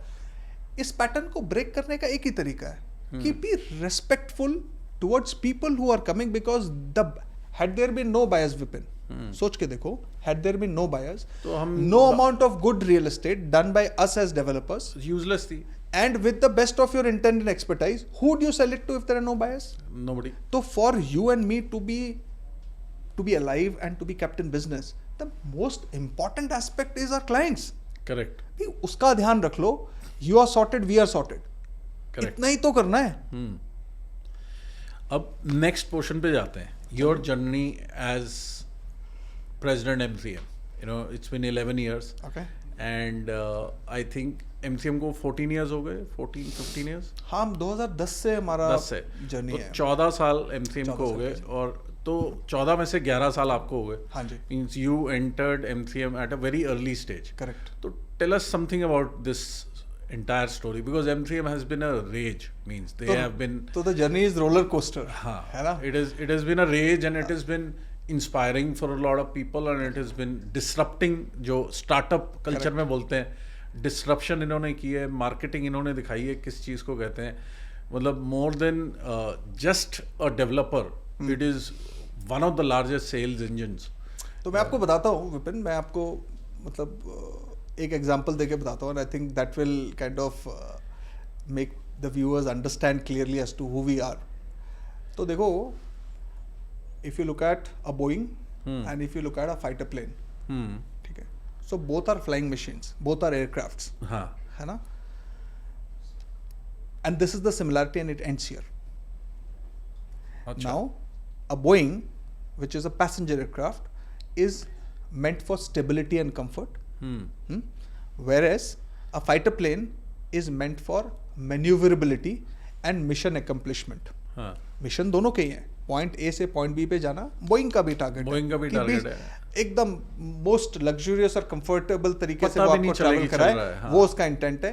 और फाइटर का इंटेंट है कि भाई कि पायलट की कैपेबिलिटी ये होनी चाहिए कि भाई वर्टिकल टेक ऑफ करनी पड़े या लैंडिंग करनी पड़े, ठीक है जी, नोज डाइव करना पड़े या कुछ मर्जी करना पड़े, मिशन एकम्प्लिश करना है. तो हम for employees, you know, we believe that we are in that mission mode, कि जो काम हमने ले रखा है हमने वो फुलफिल करना है, एंड एट व्हाट कॉस्ट.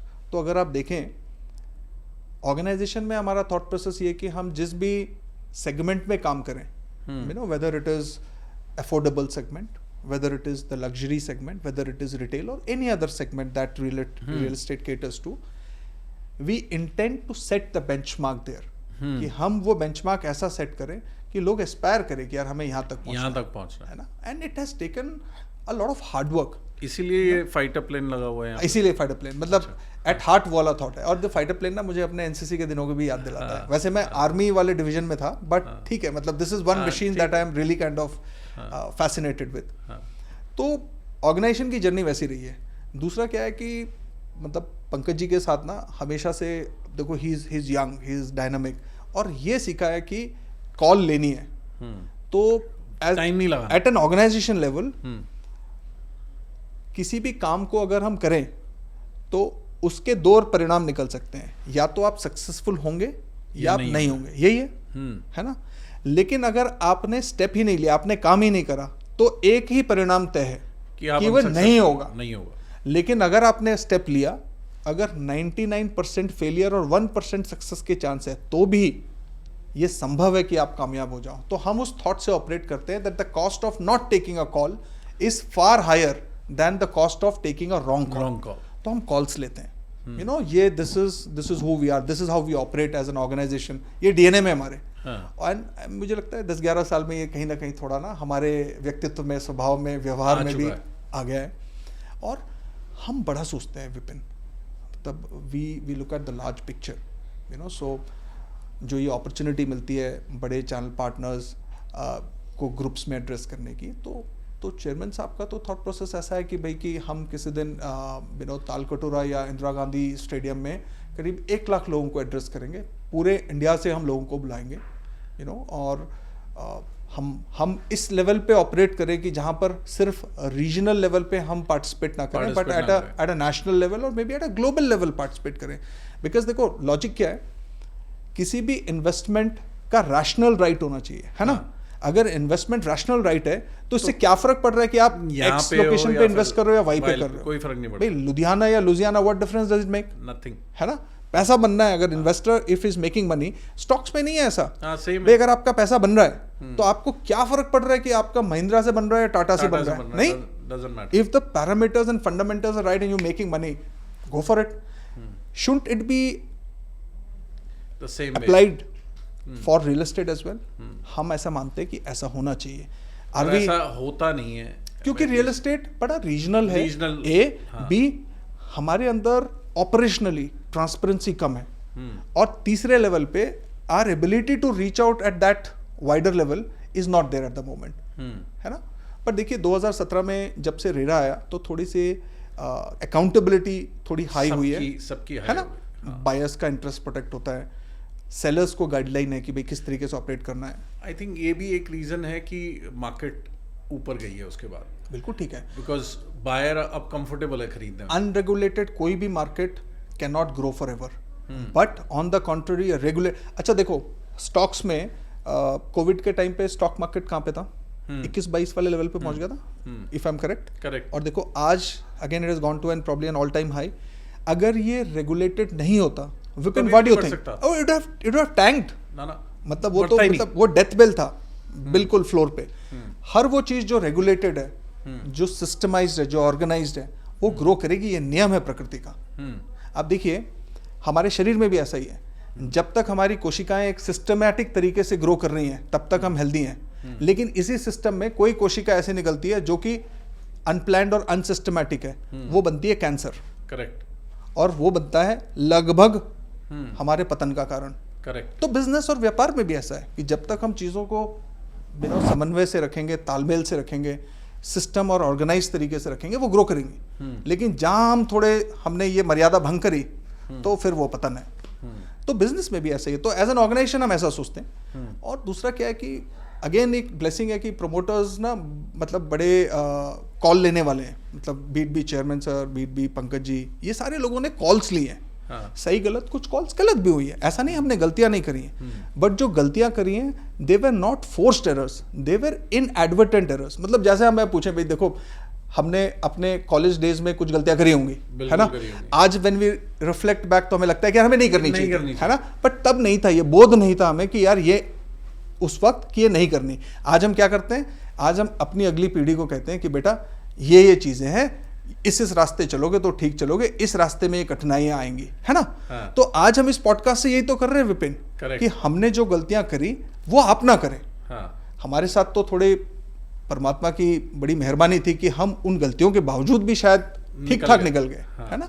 आप क्यों करना चाहते हो भाई, है ना। अगर wheel is invented, why do you want to reinvent it? Correct, है ना। अब 3 तरह के इंसान है ना दुनिया में भाई। एक वो जो भाई दूसरे को गलती करता हो देखे और सीख जाए, तो सबसे समझदार तो वो है विपिन। तो एक बात बताओ, M3M की बात करते हैं। हाँ।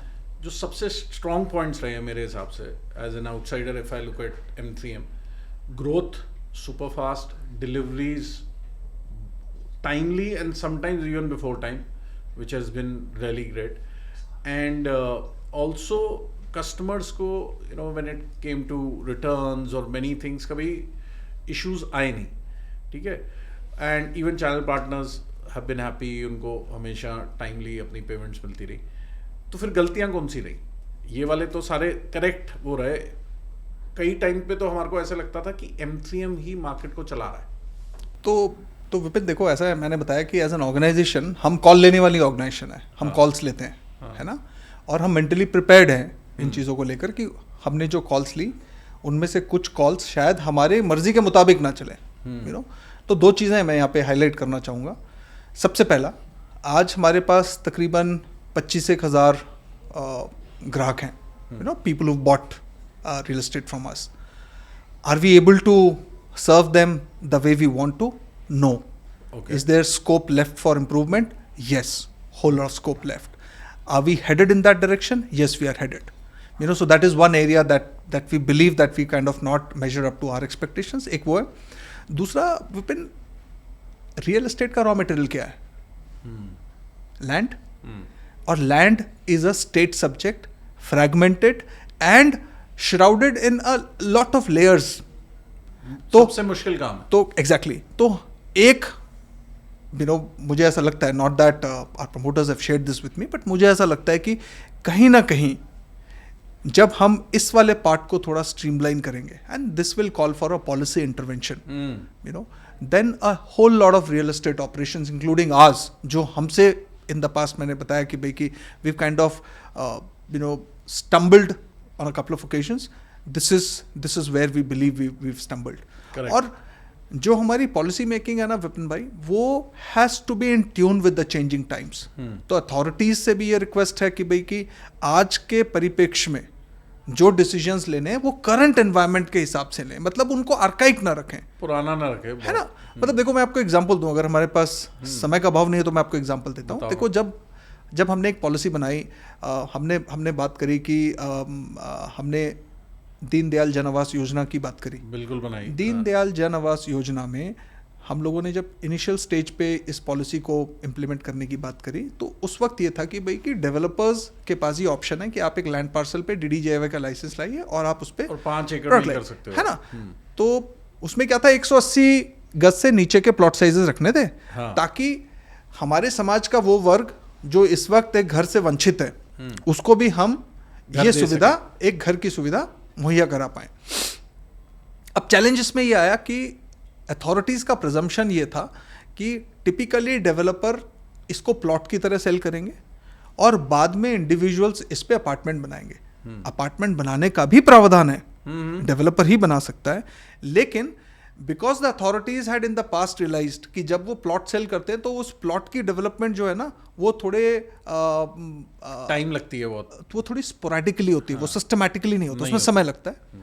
तो उन्होंने ये रियलाइज करा कि भाई कि प्लॉट की सेल को हम सर्टन परसेंटेज तक अलाउ करेंगे और सर्टन स्टॉक को होल्ड करेंगे तब तक जब तक डेवलपर बुनियादी सुविधाएं ना बना दे उस कॉलोनी के अंदर, करेक्ट, यू नो, कि सड़कें, बिजली, पानी, सीवेज, ये सारी जो चीजें है ना, fundamental.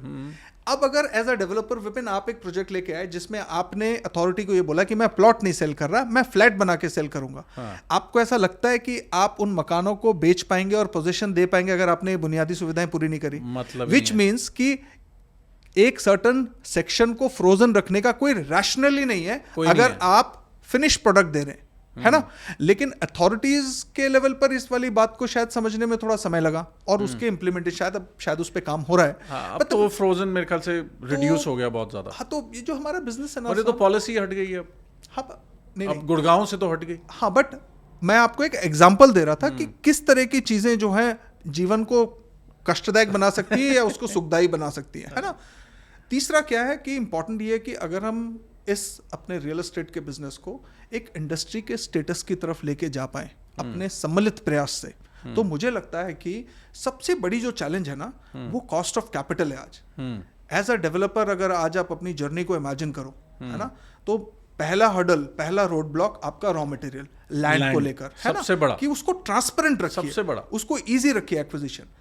Largely if you look at, देखो कई बार आपने और हमने दोनों ने सुना होगा कि लोग कहते हैं कि भाई कि नोएडा का इंफ्रास्ट्रक्चर फैंटास्टिक है, गुरुग्राम इसलिए क्योंकि वहाँ लैंड जो है गवर्नमेंट ही देती है। हाँ, तो देखिए नोएडा उत्तर प्रदेश में आता है और गुड़गांव हरियाणा में आता है, और land is a state subject. इस पे सेंटर का इंटरवेंशन नहीं है, ये राज्य के कानूनों के तहत निर्धारित होता है कि भाई कि आपके जमीन की खरीद फरोख्त और इसकी उपलब्धता को आप किस तरीके से मैनेज कर रहे हैं। तो नोएडा में एज यू राइटली सेड कि भाई नोएडा अथॉरिटी क्या करती है, वो फार्मर से लैंड लेती है और फिर ऑक्शन करती है, उसको डेवलप करती है और वो आगे देती है डेवलपर्स को। तो आपको क्या है कि फंडामेंटली जो बेसिक बुनियादी सुविधाएं हैं वो आपको सारी रेडी मिलती है। ऑन द कॉन्ट्ररी हम हरियाणा में क्या करते हैं कि सीधा फार्मर से हम फार्मर से बाई करते हैं। देखो इसके एडवांटेज भी है। जो नोएडा में लैंड को लेकर आज फार्मर्स का डिस्प्यूट है वो हमें हरियाणा में नहीं मिलता क्योंकि जिसने बेची आपने अपने समझबूझ से या तो फ्री में दी या ज्यादा पैसे लिए, आपकी कॉल है, ये बायर सेलर की कॉल है ना। करेक्ट। तो देखो दोनों ही तरफ है, लेकिन in the larger interest of the business when we look at from where we stand and how this business can grow, so this is something that we need to look at. और बस यही है, मुझे लगता है एक regret हमारे तरफ से ये भी होगा कि भाई जिस मुहिम को हमने 2017 से छेड़ा था, अगर हम इस मुहिम को थोड़ा पहले छेड़ते तो शायद ये वाली जर्नी जो है ना हम थोड़े और आगे होते इस यात्रा में, मुझे ऐसा लगता है। बट वो कहते हैं ना कि भाई कि अगर आप रेट्रोस्पेक्टिवली अगर डिसीजन लेने की अगर हमारे अंदर क्षमता हो तो मुझे लगता है फिर कोई मनुष्य गलती ना करे कभी, है ना।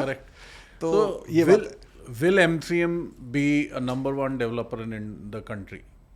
भाई देखिए, हर क्षण हर मनुष्य की जिह्वा पर माँ सरस्वती का वास होता है।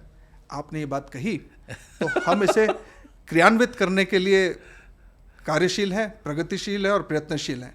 बाकी तो देखिए आप एफर्ट्स डाल सकते हैं, रिजल्ट्स जो है वो आप जैसे वेल विशर्स ने देना है, हमारे क्लाइंट्स ने देना है। बट जिस हिसाब से हम चल रहे हैं विपिन, मुझे लगता है कि ये कोई असंभव सा कार्य नहीं है। I see it happening and I see it happening sooner than what you and me would believe possible. Yes, that's great. Now one thing, आपसे बात करते करते एक क्वेश्चन आया मुझे, मैं पहले प्रिपेयर्ड नहीं था इसके लिए, but I had asked one more very senior professional in one of my podcast. जी, given your intent, your knowledge, your experience and your following in the industry, don't you think to streamline things in our industry we need an academy where we can train people who work as channel partners or who work as people with the developers? Don't you think a person like you should come up with an initiative where you built an academy? You want a multiple choice kind of an answer or you want a 5 mark वाला answer on this one? No, whatever you want to say. तो देखो मैं विपिन आपको सबसे पहले तो मैं आपकी बात को बिल्कुल 100% सहमत हूँ आपकी बात से कि ऐसा होना चाहिए, क्योंकि सबसे इम्पोर्टेंट एसेट जो हमारे बिजनेस में है ना वो है हमारे लोग। बिल्कुल है ना। आप मैं इंडिविजुअली एक मुहिम तो छेड़ सकते हैं, लेकिन इस मुहिम में हमारे भागीदार कौन है वो मैटर करेगा कि ये जो यात्रा है ये यात्रा कितनी सफल है और कितनी फलदायक है। लोग ही नहीं होंगे साथ में विपिन तो आप और मैं क्या करेंगे, कुछ नहीं कर सकते। तो it is very very important that we create a system where we train people with the right skill sets, which is technical knowledge, and also at the same time the right pedigree of people. While there are no entry barriers, let me give you an example.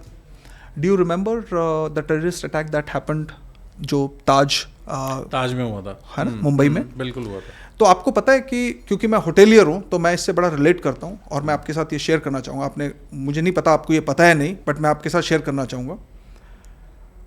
There was a research done because people who put their lives at stake to save the guests were people who were the lowest paid amongst the employees in the hotel. Okay. तो देखो एक मनुष्य का सबसे बड़ा fear क्या है life में? मरने का, मृत्यु, है ना। और वो गरीब और अमीर से निर्धारित नहीं होता, कुछ नहीं होता भाई। मनुष्य का सबसे बड़ा फियर ही मृत्यु है और यही अखंड सत्य भी है कि मरना तो तय है। बट हम ऐसा सोचते हैं कि भाई हम सब ने अश्वत्थामा से आशीर्वाद ले रखा है, आपने और मैंने, है ना, कि हमारा तो अंत नहीं है। लेकिन फिर ऐसा कौन सा भाव था उन लो लेवल के एम्प्लॉइज में जो उन्होंने अपने प्राणों की भी चिंता करे बिना अपने क्लाइंट्स के हित के बारे में सोचा? तो ये रिसर्च का टॉपिक तो बनता ही है। तो there was a research done and you know what came out? Taj के एचआर ने स्पेसिफिकली इस होटल के लिए अपने रिक्रूटमेंट एजेंट्स को ये बोला कि हमें टियर 2 और टियर 3 सिटीज से लोग चाहिए। अच्छा। उन शहरों से जिनके अंदर अभी चमक दमक थोड़ी कम है, पहला। और दूसरा, उन्होंने ये बोला कि 10वीं तक वो जिस स्कूल में पढ़े हैं उस स्कूल के प्रधानाचार्य और उनके क्लास टीचर से पूछिए कि ऐसा कौन है जो हमारे इस काम में सफल हो सकता है, ट्रेन तो हम कर लेंगे। तो बोलने का मतलब क्या है, टियर 2 टियर 3 सबसे पहला, और दूसरा फंडामेंटल, आप समझो फंडामेंटल वैल्यूज उनके स्ट्रांग है कि इंटेग्रिटी जो है ना, वो कोई च्यवनप्राश नहीं है कि भाई कि आज मैंने खिला दिया ना ना, मैंने एक डब्बा खाया फिर मेरे के अंदर इम्यूनिटी आ गई, अब मैं इंटेग्रिटी वाला बंदा बन गया हूं। No, it is ingrained in the family system, it is ingrained in the education system, it is ingrained through the society where we are born and brought up. ये वो भाव पैदा करते हैं। तो इन्होंने टीचर से पूछा कि भाई हमें ऐसे परिवारों के बच्चे दो जिनके अंदर वैल्यू सिस्टम्स अच्छे हैं, and the result was what we saw there, that they put their lives ahead of anything else, and they said that कि यार हमें अपने जीवन की इतनी परवाह नहीं जितना हमें अपने क्लाइंट्स की परवाह, गेस्ट की परवाह है। तो अगर हम इस भाव के साथ रियल एस्टेट में लोगों को रिक्रूट करना शुरू करें कि भाई देखो पूरे होटल इंडस्ट्री में कोई नहीं कर रहा है, शायद ताज ने इसको दोबारा किया नहीं किया मुझे नहीं पता, लेकिन एक बार का जो उनका एक्सपेरिमेंट था वो उनके ऐसे परिणाम दे जाएगा, ये उन्होंने भी नहीं सोचा था। तो विपिन भाई, हम सबसे पहला तो एकेडमी जरूर होनी चाहिए। उस एकेडमी में किसको लेकर आना है? ऐसे लोगों को, है ना, कि देखिए आप अगर एबिलिटी और इंटेंट के बीच अगर आपको चूज करना हो ना, अगर चयन इन दोनों के बीच हो, इंटेंट, तो भाई साहब अगर आपने राइट इंटेंट वाला आदमी चूज कर लिया ना, एबिलिटी आप और मैं पैदा कर सकते हैं। मैं अपने एचआर को हमेशा ये बोलता हूँ कि आप ना वैल्यूज को देखो, कि वैल्यूज हम नहीं सिखा सकते, हम स्किल सिखा सकते हैं, वैल्यूज वो घर से सीख के आते हैं। तो देखो विपिन भाई, एचआर मैंने बड़े इंटरव्यूज लिए, आपने लिए, हम ये समझते हैं एक मनुष्य के लिए आधे घंटे 45 मिनट या 1 घंटे की वार्तालाप में ये समझना कि ये किन मूल्यों पर आधारित अपना जीवन जीना चाहता है, ये लगभग असंभव है। ये वो ही बता सकते हैं जिनके साथ आपने अपने ग्रोइंग ईयर्स बिताए। Teachers, they are the best जज। हम लोग नहीं करते इस काम को, लेकिन हमें ये करना चाहिए, क्योंकि हम एक हाई वैल्यू कमोडिटी में डील कर रहे हैं, हाईएस्ट वैल्यू, है ना। आप सोचिए किसी भी एसेट क्लास की इतनी वैल्यू नहीं है जितना हमारे एसेट क्लास की है। और सोच के देखिए, बाकी सारे एसेट क्लासेस के लिए फॉर्मल ट्रेनिंग चाहिए and there is a regulator in place, और हमारे सबसे महंगे के लिए कोई ट्रेनिंग नहीं चाहिए, कोई रेगुलेटर नहीं है। आप देखो कितनी विडंबना है। तो यस, ऐसा जरूर होना चाहिए, अच्छे लोग आए इस सिस्टम में, है ना, और हम रिस्पेक्टफुली करें इस काम को, है ना भाई। देखो एक अच्छी घड़ी में ऐसा मान के चलिए कि करीब 100-120 पुर्जे, हर पुर्जे का अपना रोल है। करेक्ट, है ना, हर पुर्जे का अपना रोल है। आप ये थोड़ी बोल सकते कि मेरी डायल अच्छी है इसलिए मेरी घड़ी अच्छी है। नो, आपके अच्छे डायल का आप क्या करोगे अगर आपकी घड़ी सही समय नहीं बता रही?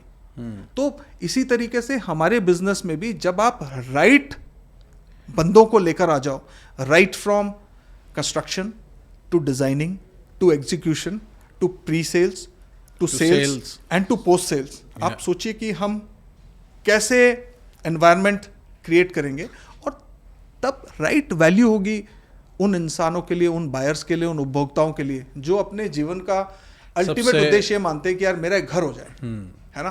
तो हम कहीं ना कहीं फुलफिल तो कर रहे हैं, लेकिन हम उनके वर्ल्ड में जाके नहीं फुलफिल कर रहे, हम सिर्फ अपनी स्वार्थ सिद्धि के लिए कर रहे हैं, और फिर ना खाना पूर्ति कर रहे हैं, लीपा पोती है जी कि भाई कि हम तो जी सपने साकार कर रहे हैं। नहीं भाई साहब, आप अपनी जेबें भर रहे हैं। आप और मैं जब हम इस लीग से हटेंगे और हम राइट इंटेंट से काम करेंगे, दिस बिजनेस हैज इनफ। जिस स्थिति में आज हमारा देश है, जो हमारी पॉपुलेशन की स्ट्रेंथ है, जो हमारे आर्थिक पैमानों पर हमारा प्रोजेक्टेड ग्रोथ है, ये सारे इस बात को इंगित करते हैं कि हमारा भविष्य सुदृढ़ है, हमारा भविष्य सुगम है, लेकिन हमें काम करना पड़ेगा इस पे। करेक्ट, है ना, और मूल्यों पर आधारित काम करना पड़ेगा, है ना। जो हमारी संस्कृति हमें सिखाती है कि मूल्यों पर आधारित काम करना है, वो आवश्यक है। तो कहीं ना कहीं कल्चर के साथ भी जुड़े, है ना। और देखिए, मतलब हम लोगों ने तो वास्तुकला और वास्तुशिल्प में वो महारत हासिल करी है, शुरुआत ही यहीं से की है ना। तो उस पे जाए ना वापस, उस भाव से करें, तो संभव है ये। Very good Sudeep, last question to you. आपने इस पॉडकास्ट में दो तीन बार बोल दिया कि 5-6 साल में क्या पता हम काम ना कर रहे हो, 5-6 साल में शायद हम फेड हो जाए। So where are we seeing Sudeep in the next 5-6 years? तो देखो विपिन, अच्छा क्वेश्चन है ये। मैंने कहीं पढ़ा था ये, और मैंने ये पढ़ा था कि जहाँ पर भी आदमी अपना प्रोफेशनल करियर का सबसे मैक्सिमम टाइम स्पेंड करता है वो उसकी इंडस्ट्री बन जाती है, बिल्कुल है ना। तो मेरे लिए इंडस्ट्री और आपके लिए इंडस्ट्री तो रियल एस्टेट ही है। अब देखिए, आप भी सेल कर रहे हो, मैं भी सेल कर रहा हूँ, है ना, और ऐसे हजारों और लोग हैं जो सेल कर रहे हैं। तो आप और मैं अगर अपनी एक अलग पहचान बनाना चाहें तो हमें क्या करना होगा विपिन भाई? तो मैंने बार बार ये बोला कि मैं 5-7 साल में कहाँ होंगे ये नहीं पता। The moment you cross the barrier of 48 साल के बाद में हर वो इंसान जो अपनी इंडस्ट्री को वापस देने के बारे में नहीं सोचेगा वो गुमनामी के अंधेरे में चला जाएगा। भाई देखो, पैसा आपने और मैंने जितना मर्जी कमाया हो वो तो आपको और मुझे और मेरे सॉफ्टवेयर को पता है ना कि कितना पैसा है या नहीं है। लेकिन जो आप दे जाएंगे इस समाज को, जो आप दे जाएंगे इस इंडस्ट्री को, वही याद रखा जाएगा। तो मेरे इंटेंट ये है कि जो इसने दिया, जो इस बिजनेस ने दिया, जो आप लोगों ने दिया, उसको वापस दे। To give back is what my paramount thought is, and this is what you'd probably see me doing in the next 5-10 years. बहुत स्मार्टली आंसर किया है, बट और कोई तरीका नहीं है। There is no other way than this. We accept your answer, and it was a very engaging, very interesting conversation. और मज़ा आया, मतलब मज़ा ये आया कि खुल के बात की है जी, और कुछ हमने छोड़ा नहीं है. Maybe we'll have another podcast soon. Why not? And thank you so much, Sudeep. Thank you very much. And first podcast, but I think this is growing on me, and I am enjoying it as much as you are. So why not? Maybe another session, yes, and we'll touch upon more topics. More and topics. We'll get into more details. It's a deep study. है ना? Okay. But ये सारा इस पे depend करता है कि how our viewers like it. Yeah. What feedbacks do they give you? So we can ask the viewers that. Of course, yes. That we can definitely ask a viewer. Maybe मेरे दिमाग में तो अभी कुछ और भी आ रहा है. You and me can start a series on real estate. We can ask the viewers that what kind of questions do you want? You know, the viewers can tell us what kind of questions you want in the future podcast. Questions क्या चाहिए? Topics क्या Topics क्या चाहिए? भगवान के दया से हम कर सकते हैं, हम सक्षम हैं इस पे बात करने। और लोग कौन से चाहिए? और भी लोग बिल्कुल ठीक है। चाहिए। भैया ये बोलोगे भैया तिलकधारी दोनों ना, तो भाई एक तिलकधारी तो पॉडकास्टर खुद ही है, तो वो तो रहेगा, दूसरा तिलकधारी हट सकता है, ये हो सकता है। लेकिन विपिन, इम्पोर्टेंट ये है कि लोग ये बताएं, और ये उनके लिए ही है। हाँ, मतलब वो बताएं कि उनको क्या चाहिए, है ना? तो let them tell us what do they want, and I think we're the happiest to kind of fulfill. जैसे मैंने बोला, जो मैं 6-7 साल बाद करना चाहता हूँ, क्या पता अभी से शुरू हो जाए। और क्या, why not? So thank you. So all up to you. You can ask us whatever you want, and that will be covered in the future podcast. Thank you so much for watching podcast by Space Creators. Thank you, ji. Thank you so very much.